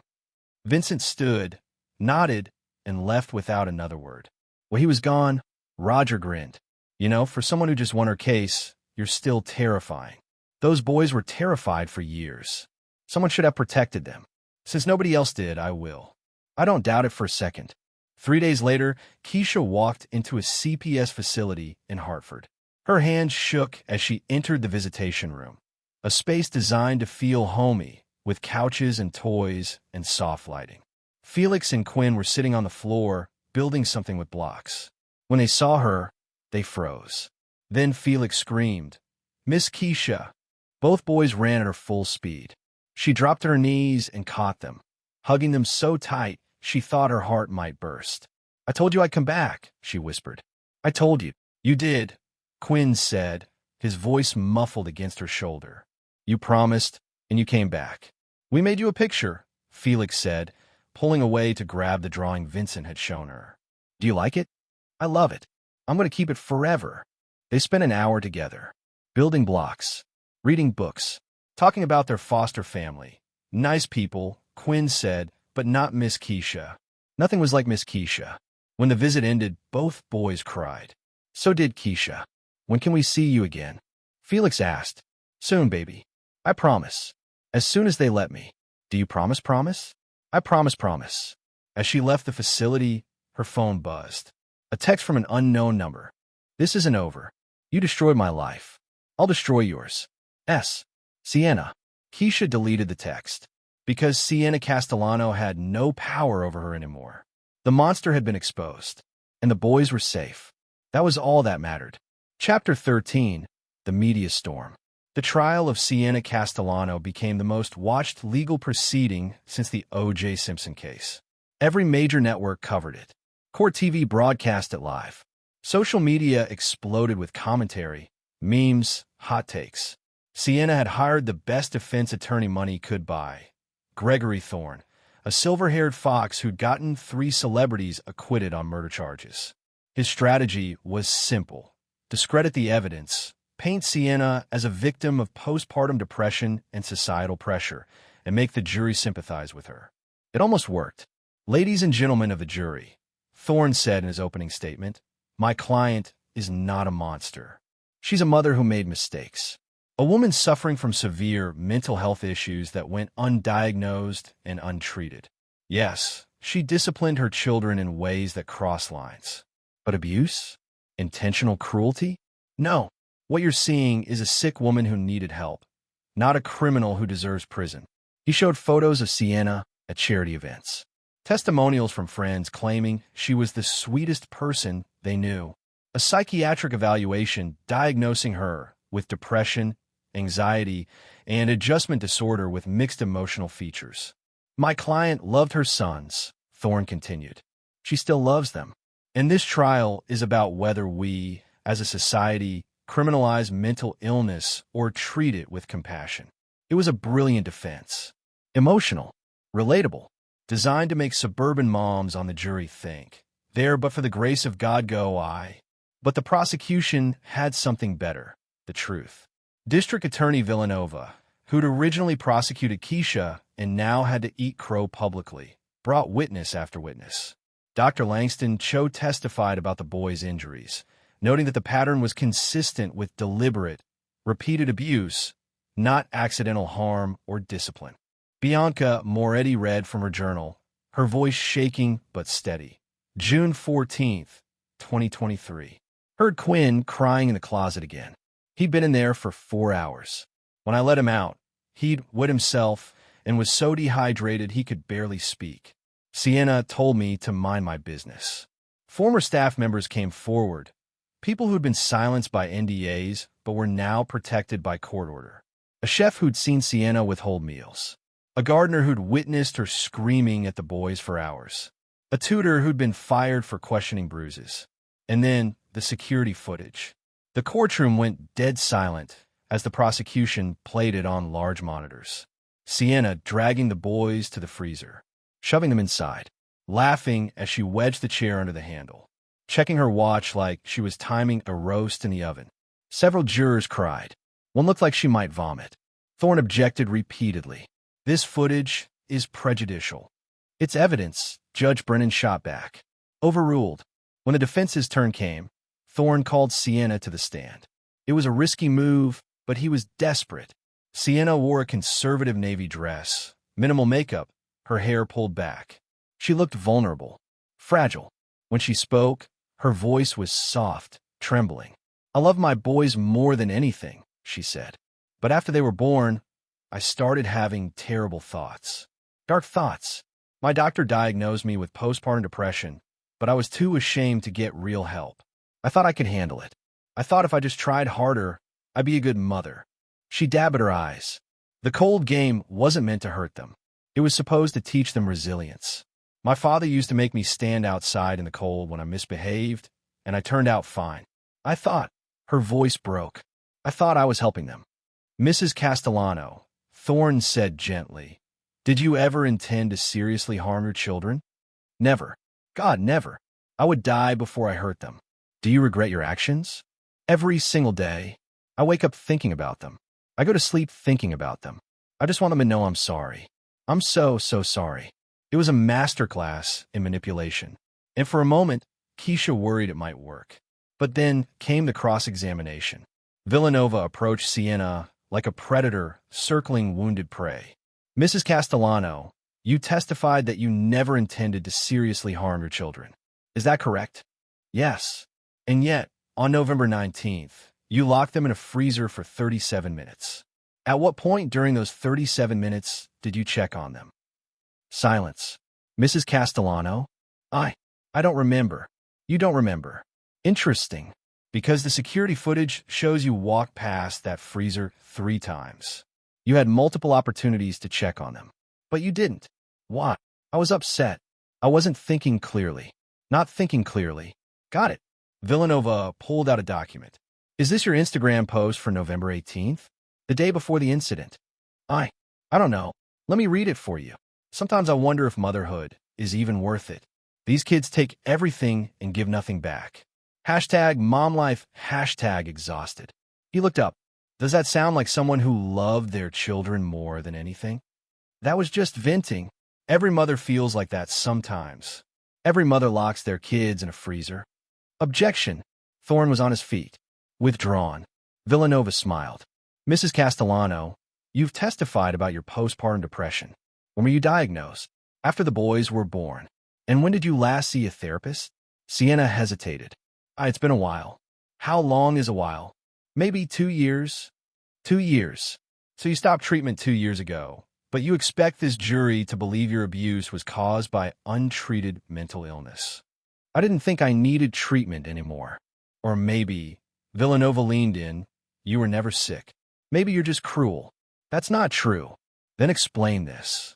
He played another video. Sienna, in the kitchen, smiling at the camera. Hey, lovelies. Just prepped the most amazing meal for my boys. Organic, locally sourced, full of love.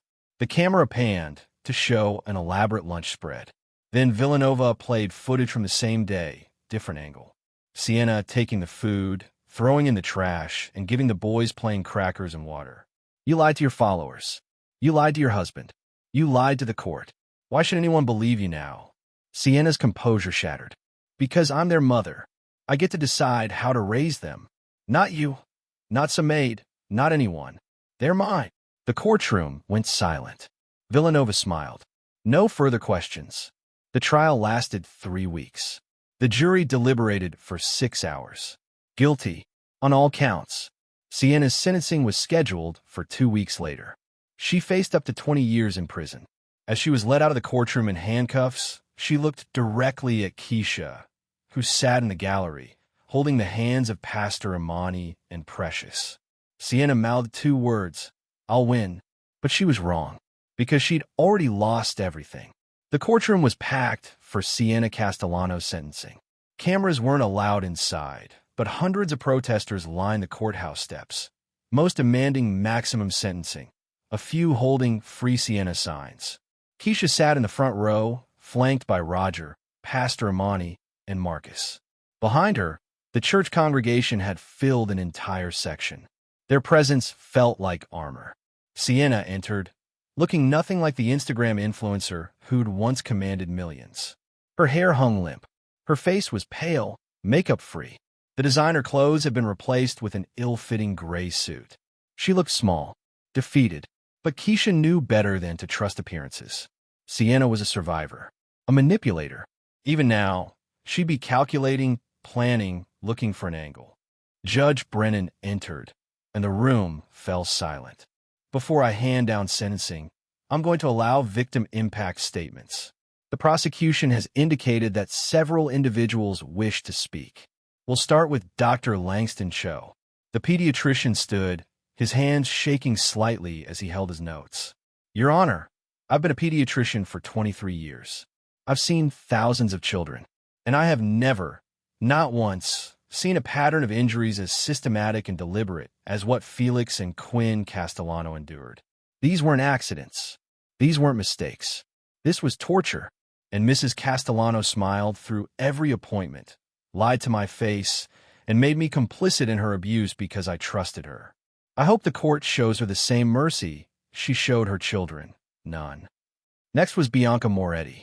Your Honor, I was fired for trying to protect those boys. I lost my income, my reputation, my peace of mind. But that's nothing compared to what Felix and Quinn lost. They lost their childhood, their innocence, their ability to trust. Sienna Castellano didn't just hurt them physically. She broke them emotionally. And that kind of damage lasts forever. One by one, former staff members spoke, each one painting a picture of systematic cruelty, manipulation, and abuse. Then Judge Brennan looked at Keisha. Ms. Monroe, would you like to make a statement? Keisha stood, her legs surprisingly steady. She'd practiced this speech 100 times, but now, facing Sienna across the courtroom, the words felt different. Heavier. Your Honor, Sienna Castellano tried to destroy me. She accused me of a horrific crime. She used her wealth and privilege to have me arrested, jailed, and nearly deported. She weaponized the legal system against me because I dared to save her children from her. She turned to face Sienna directly. But you know what? I'd do it again, in a heartbeat, because those boys deserve someone to fight for them. And I'm glad it was me. She turned back to the judge. Sienna doesn't deserve mercy. She doesn't deserve sympathy. She deserves exactly what she gave those innocent children: pain, isolation, and the loss of everything she loves. I hope you give her the maximum sentence. Not for me, but for Felix and Quinn. Keisha sat down, her heart pounding. Judge Brennan looked at Sienna. Mrs. Castellano, do you wish to make a statement before sentencing? Sienna stood slowly. For a moment, Keisha thought she might finally show genuine remorse, might finally admit what she'd done. Instead, Sienna looked at the judge with cold eyes and said, I'm not sorry. Gasps filled the courtroom. I provided those boys with everything. The best schools, the best clothes, the best life. And they were ungrateful, weak, pathetic, just like their father. I try to make them strong. I try to prepare them for the real world. And this, she gestured at the courtroom, this is how I'm repaid. Mrs. Castellano, Thorne tried to stop her. But Sienna wasn't finished. You all sit there judging me like you're so perfect, like you've never lost your temper with your kids, like you've never wished they'd just shut up and behave. The only difference between me and you is I had the courage to do what needed to be done. That's enough, Judge Brennan said sharply. No, it's not enough. I'm not finished. Yes, you are. Judge Brennan's voice was ice. Sit down.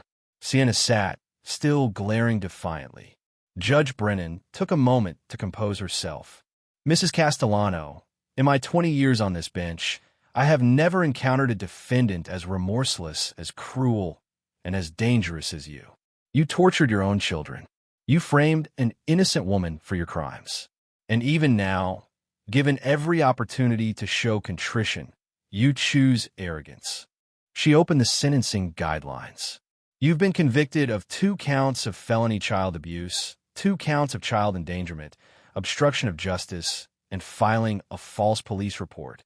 The sentencing guidelines suggest 15 to 20 years. The prosecution has recommended the maximum. Sienna's lawyer stood. Your Honor, we ask for leniency. Mrs. Castellano is a first-time offender with significant mental health issues. Mental health issues she refused to treat. Judge Brennan interrupted. Mental health issues she used as an excuse rather than seeking help. No, Mr. Thorne, your client had every opportunity to change course. She chose cruelty instead. She looked at Sienna. I'm sentencing you to 20 years in state prison. No possibility of parole for the first 10 years. You are permanently stripped of custody and parental rights regarding Felix and Quinn Castellano. You are forbidden from contacting them in any way. No letters, no phone calls, no messages through third parties. You will serve every day of this sentence. And I hope, somewhere in those 20 years, you find the humanity you seem to have lost. The gavel came down. Sienna screamed, You can't do this. I'm their mother. Not anymore, Judge Brennan said coldly. Take her away. As officers led her out, still screaming, still defiant, Keisha felt something she hadn't felt in months. Relief. It was over. The monster was caged. And the boys were finally, truly safe. The week after sentencing, Vincent Castellano held a press conference. It was broadcast live from his lawyer's office, and the entire country tuned in. He looked directly into the camera, his eyes red-rimmed, his voice steady but pained. I failed my sons. I was so focused on building my company, on achieving success, that I neglected the most important job I'll ever have, being their father. I trusted someone I shouldn't have. I ignored signs I should have seen. And an innocent woman, Keisha Monroe, nearly went to prison because of my blindness. He paused, collecting himself. I can't undo what happened, but I can commit to doing better. I'm stepping down as CEO of Apex Neural Systems effective immediately. I'm liquidating significant assets to establish the Felix and Quinn Foundation, a nonprofit dedicated to protecting domestic workers, funding child abuse prevention programs, and providing legal support for immigrants who are falsely accused. The reporters erupted with questions, but Vincent held up a hand. I'm also publicly apologizing to Keisha Monroe. I physically assaulted her.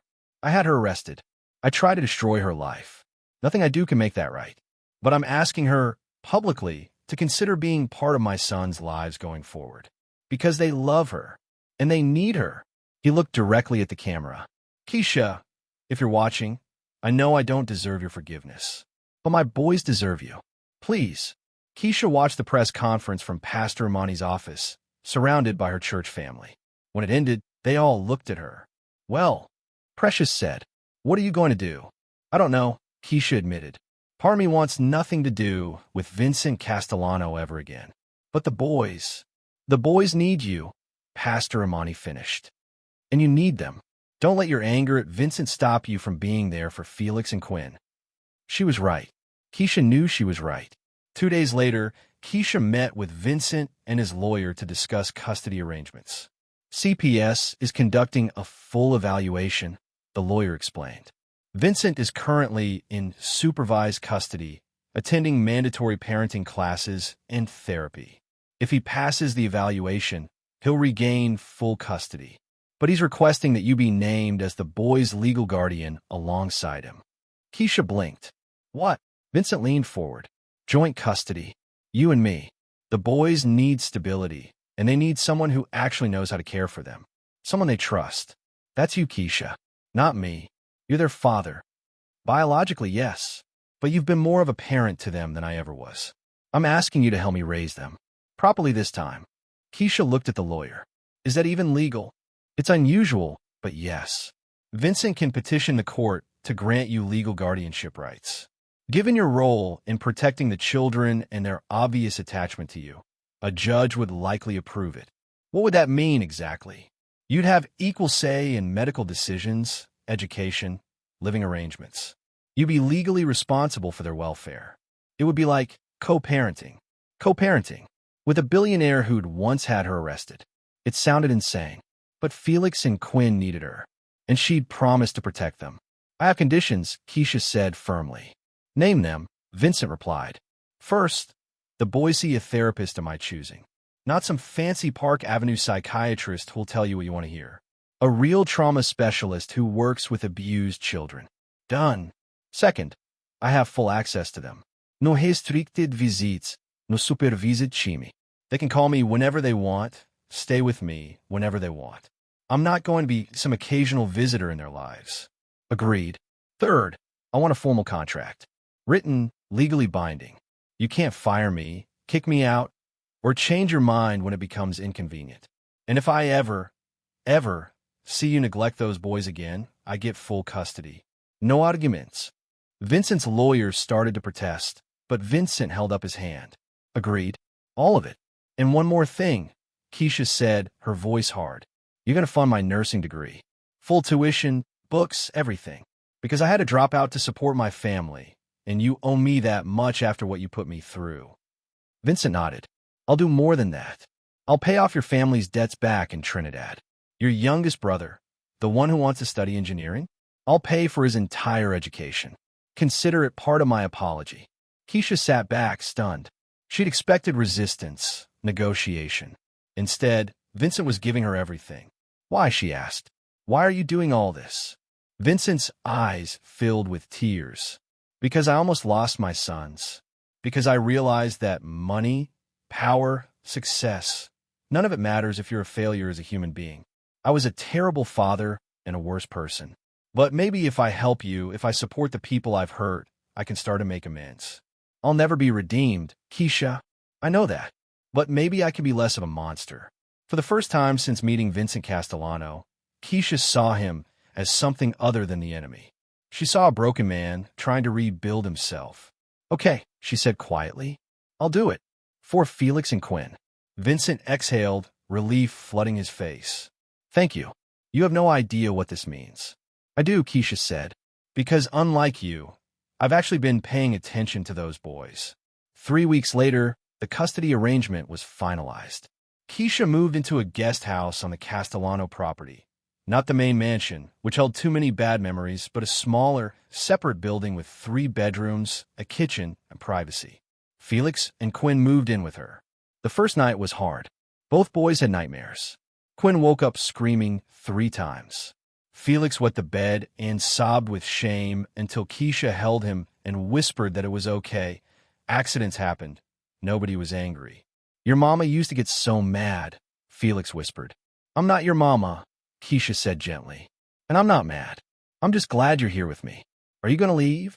Quinn asked, clutching her arm. Never. I promised I'd come back, and I did. And I promise I'm staying. For as long as you need me.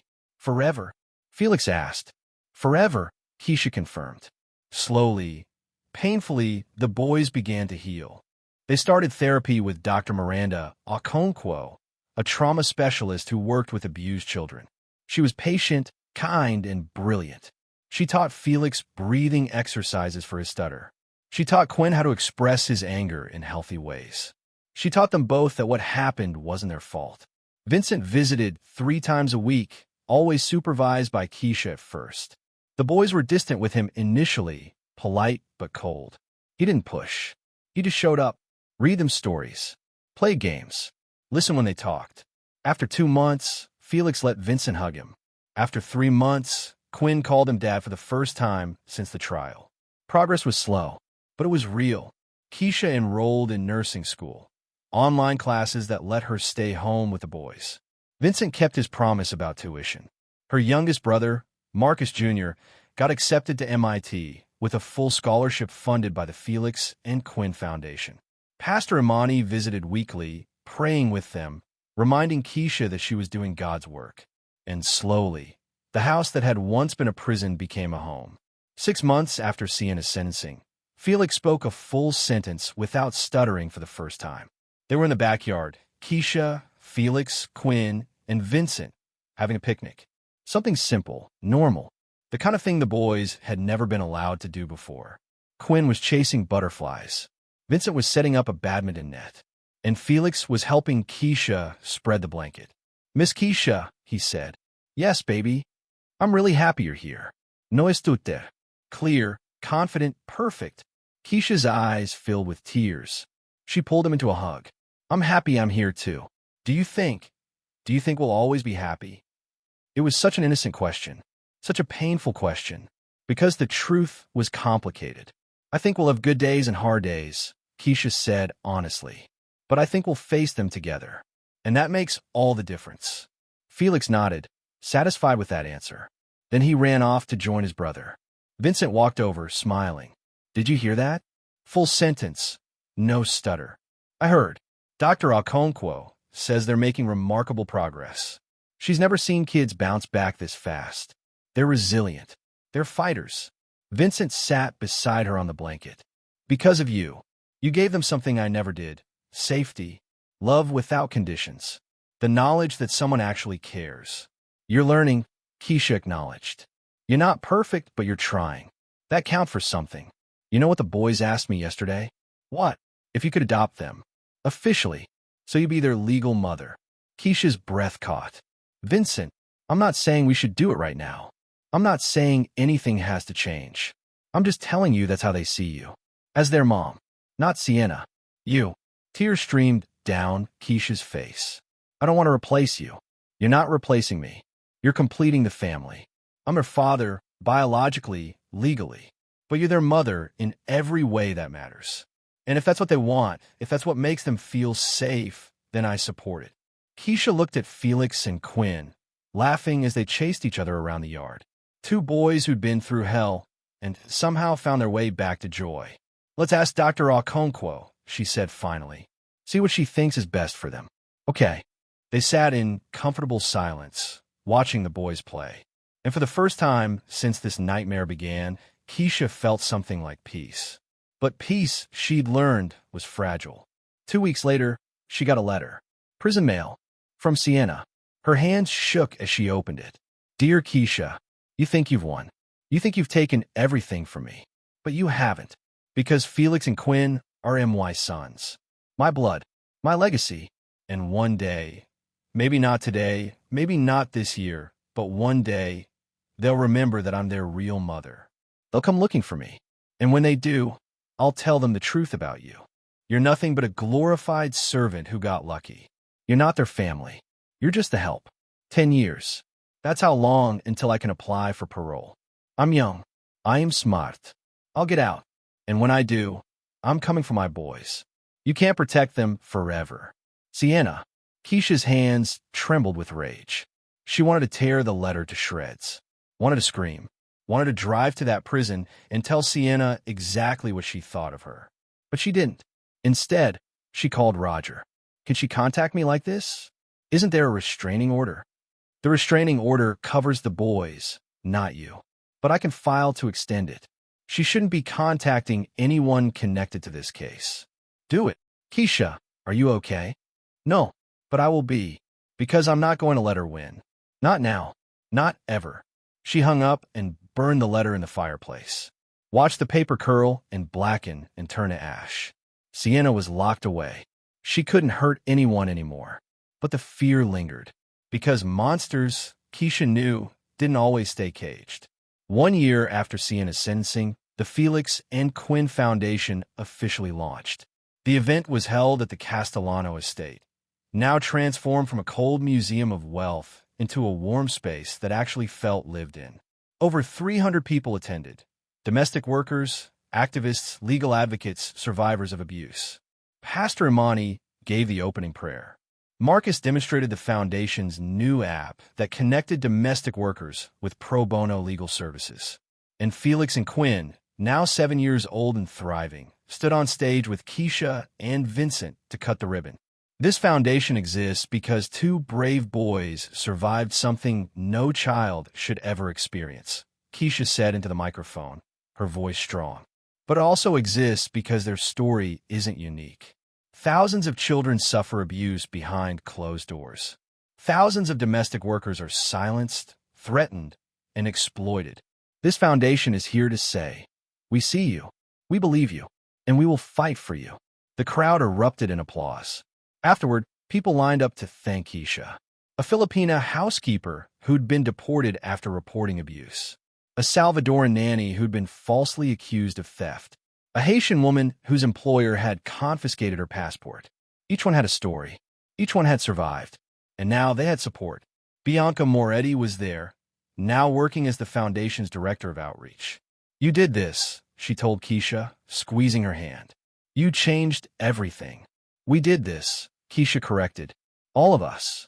Later that night, after the guests had left and the boys were asleep, Keisha sat on the porch with Vincent.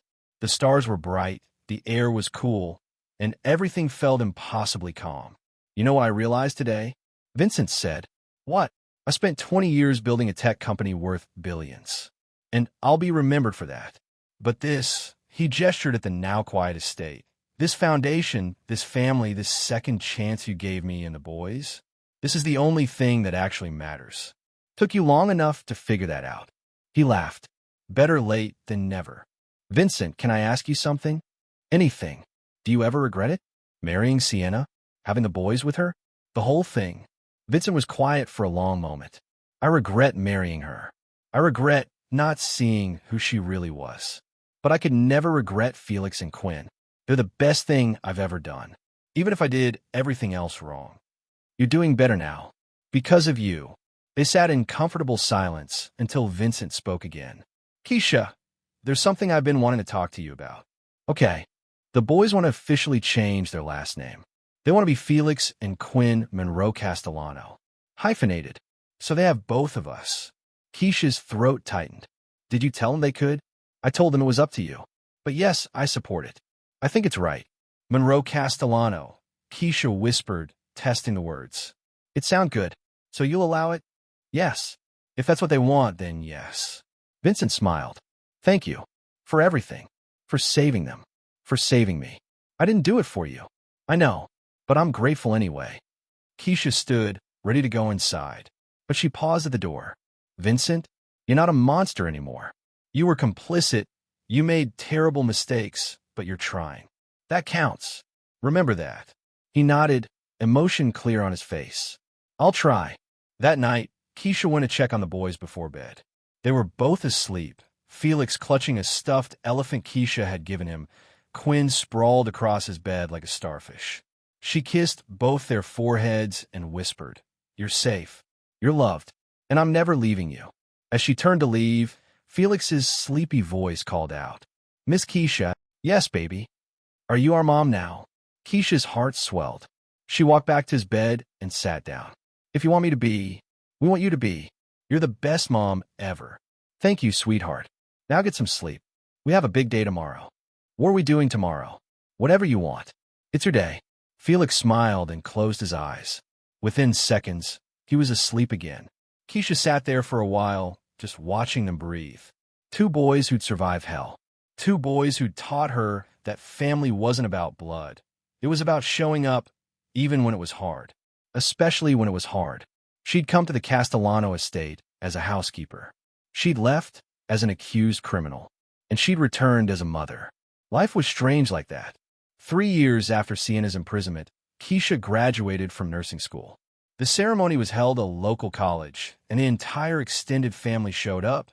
Vincent, Felix, and Quinn, now 10 years old, Pastor Monty, Precious, Marcus, Bianca, Roger, and dozens of church members. When Keisha's name was called, the boys screamed so loud the entire auditorium turned to look. "That's our MOM." Quinn yelled, "We love you, MOM." Felix added. Keisha laughed through her tears as she accepted her diploma. She'd done it. Despite everything, the arrest, the trial, the trauma, she'd finished what she started.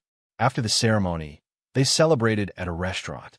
The boys presented her with a card they'd made themselves, covered in crayon drawings and misspelled words of love. Vincent gave her a gift too, keys to the guest house. "It's yours," he said. "Legally. I transferred the deed. You own it outright." "Vincent, you don't have to." "Yes, I do. You've given us everything. This is the least I can do." Keisha hugged him, something that would have been unthinkable 3 years ago. "Thank you." That night, lying in her own home, actually hers now, Keisha reflected on how much had changed. Felix no longer stuttered. Quinn hadn't had a nightmare in 6 months. Both boys were thriving in school, making friends, playing sports. They still saw Dr. Okonkwo monthly. They still had hard days. But they were healing. Really, truly healing. And so was Keisha. She'd started dating a firefighter named Andre she'd met through Pastor Monty. He was kind, patient, and completely unfazed by her unconventional family situation. The boys loved him. "Is Andre going to be her stepdad?" Quinn had asked recently. "We'll see," Keisha had replied. "Would you like that?" "Yeah, he's cool. And he makes you smile." She did smile more now. Laughed more. Felt lighter. The trauma was still there. She doubted it would ever fully leave. But it didn't define her anymore. She'd survived. They all had. And that was enough. 7 years after Sienna's sentencing, Keisha got a letter from the Department of Corrections. Sienna was up for parole review. Her stomach dropped. 7 years. It felt like yesterday and a lifetime ago all at once. "She's not getting out," Vincent said when Keisha told him. "She hasn't shown remorse. She's had multiple violations in prison. The parole board won't release her." "You don't know that." "Ido. I've already hired a lawyer to oppose her release. And the DA's office is sending a prosecutor to argue against it. Can I testify?" "You can submit a written statement. The boys can too if they want."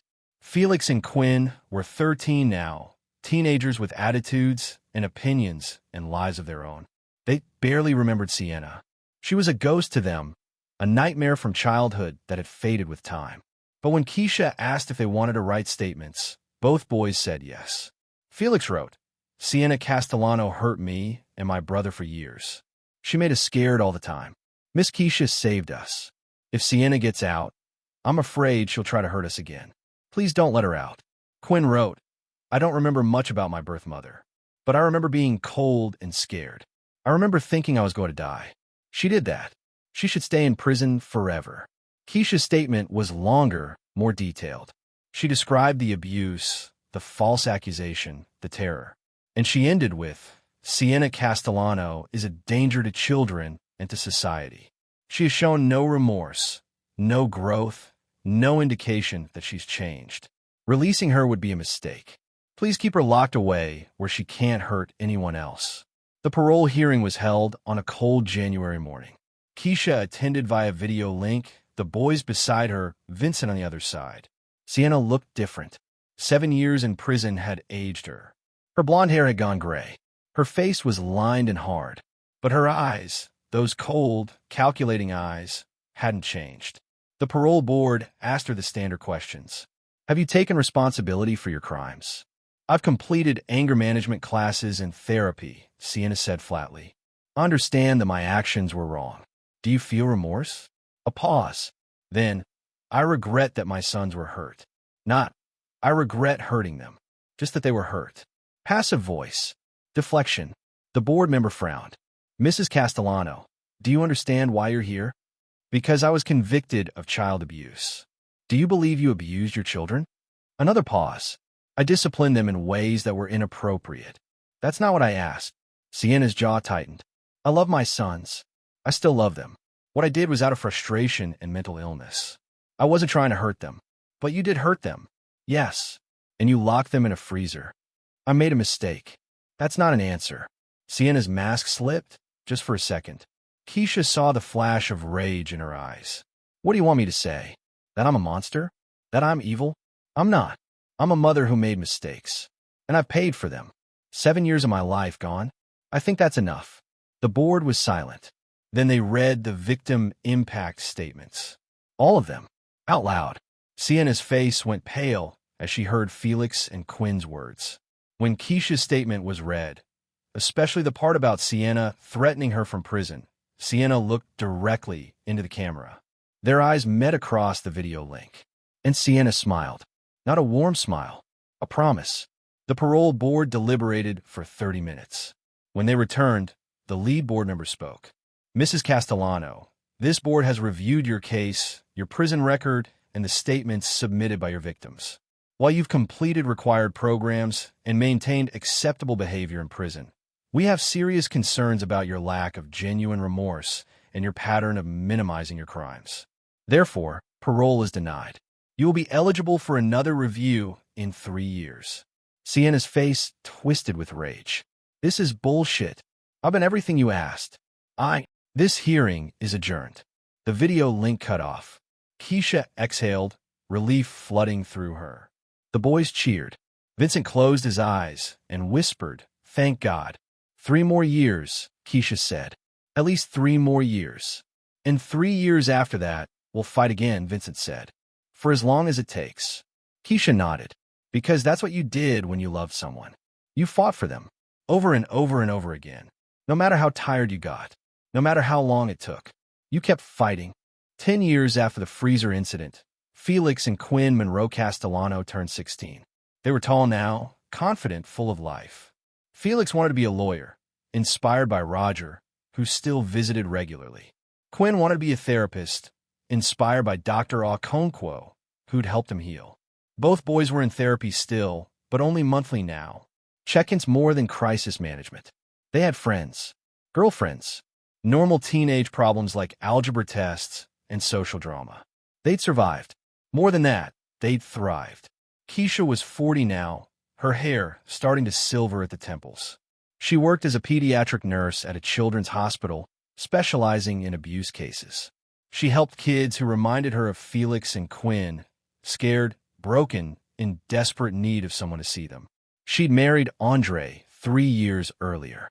The boys had walked her down the aisle. Vincent had officiated. He'd gotten ordained online specifically for the ceremony. It was unconventional. It was beautiful.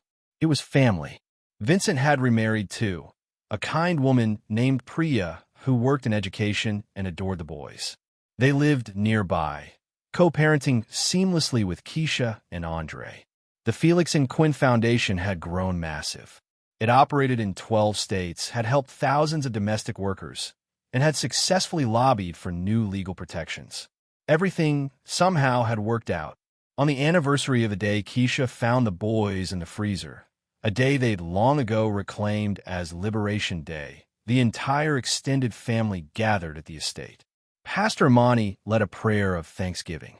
Marcus, now a successful software engineer, gave a toast. Bianca shared stories about the foundation's recent wins. And Felix and Quinn stood up to speak. 10 years ago, we almost died, Felix said, his voice steady and strong. We were trapped, scared, and suffering. And then Miss Keisha, Mom, he corrected with a smile, saved us. She risked everything for 2 kids she barely knew, Quinn added. She lost her job, her freedom, almost her life. And she did it because she saw us. Really saw us. When nobody else would. Felix continued. People always ask us if we're mad at our birth mother. If we hate her. And honestly, we don't think about her much anymore. She's just gone. A bad memory that gets smaller every year. But Mom, Quinn looked at Keisha, his eyes bright. Mom is everything. She's the reason we're here. The reason we're okay. The reason we know what real love looks like. So today we want to say thank you, Felix finished. For saving us. For staying. For never giving up. We love you, Mom. Keisha was crying. Everyone was crying. The boys walked over and hugged her, and she held them tight. These boys who'd once fit in her arms, now towering over her. I love you both so much, she whispered. You're the best thing that ever happened to me. We know, Quinn said with a grin. You tell us every day, and I'll keep telling you. Forever. Later that night, after everyone had gone home, Keisha sat on her porch with a cup of tea. The stars were bright. The air was cool. Everything was peaceful. Andre came outside and sat beside her. You okay?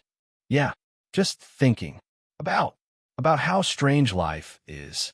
10 years ago, I was being arrested for trying to save 2 kids. And now, she gestured at the house, the life they'd built, the family they'd become. Now this. You earned this. You fought for it. We all fought for it. True, but you started the fight. Everyone else just joined in. Keisha smiled. I'd do it again, you know. All of it. Even the hard parts. I know you would. That's why I love you. They sat in comfortable silence, watching the stars, feeling grateful. Inside, Felix and Quinn were arguing about what movie to watch. A normal, beautiful, mundane argument that would have been impossible 10 years ago. And somewhere, 3 hours away in a maximum security prison, Sienna Castellano sat in her cell, staring at the walls, counting down the days until her next parole hearing. But that didn't matter anymore, because Felix and Quinn were safe, loved, thriving, and Keisha had kept her promise. She'd come back for them, and she'd never left. Keisha Monroe Hayes continues working as a pediatric nurse and serves as executive director of the Felix and Quinn Foundation. She and Andre have 2 more children, adopted siblings from the foster system. The family lives in Connecticut, surrounded by love and laughter. Felix Monroe Castellano graduated from Yale Law School and now works as a prosecutor specializing in child abuse cases. He uses his story to advocate for stronger protections for vulnerable children. Quinn Monroe Castellano became a licensed therapist and works with trauma survivors. He frequently speaks at conferences about resilience and healing. Vincent Castellano sold his tech company and dedicated himself full-time to philanthropy and fatherhood. He remarried and maintains a close co-parenting relationship with Keisha. He's often quoted saying, I spent my first 40 years chasing success. I'm spending the rest of my life earning redemption. Sienna Castellano remains incarcerated. She was denied parole twice more and is currently serving year 13 of her 20-year sentence. She has no contact with Felix or Quinn and has been barred from all communication with the family. Pastor Imani Thompson continues leading New Covenant Baptist Church and serves on the board of the Felix and Quinn Foundation. Roger Pemberton became a partner at a prestigious law firm and handles all pro bono cases for the foundation. He attributes his success to the case that taught me what real justice looks like. Bianca Moretti serves as Director of Outreach for the foundation and has helped over 3,000 domestic workers access legal protection and support. The Felix and Quinn Foundation operates in 23 states, employs 150 people, and has successfully lobbied for the passage of the Domestic Workers Protection Act in 8 states. The foundation has provided legal aid to over 10,000 workers and has a 94% success rate in abuse cases. If you felt Keisha's courage, give this story a like. Comment where you're watching from. You might find someone nearby who believes in justice too. And remember, monsters hide behind perfect smiles, but heroes hide in plain sight, ready to fight when no one else will. This is the power of chosen family. This is the power of never giving up. This is the power of love that refuses to quit. Thank you for watching until the end. You're part of this story now. Share it. Spread it. Let the world know that the truth always wins, even when it takes time. Because Keisha Monroe fought for 2 boys who couldn't fight for themselves. And in doing so, she changed the world.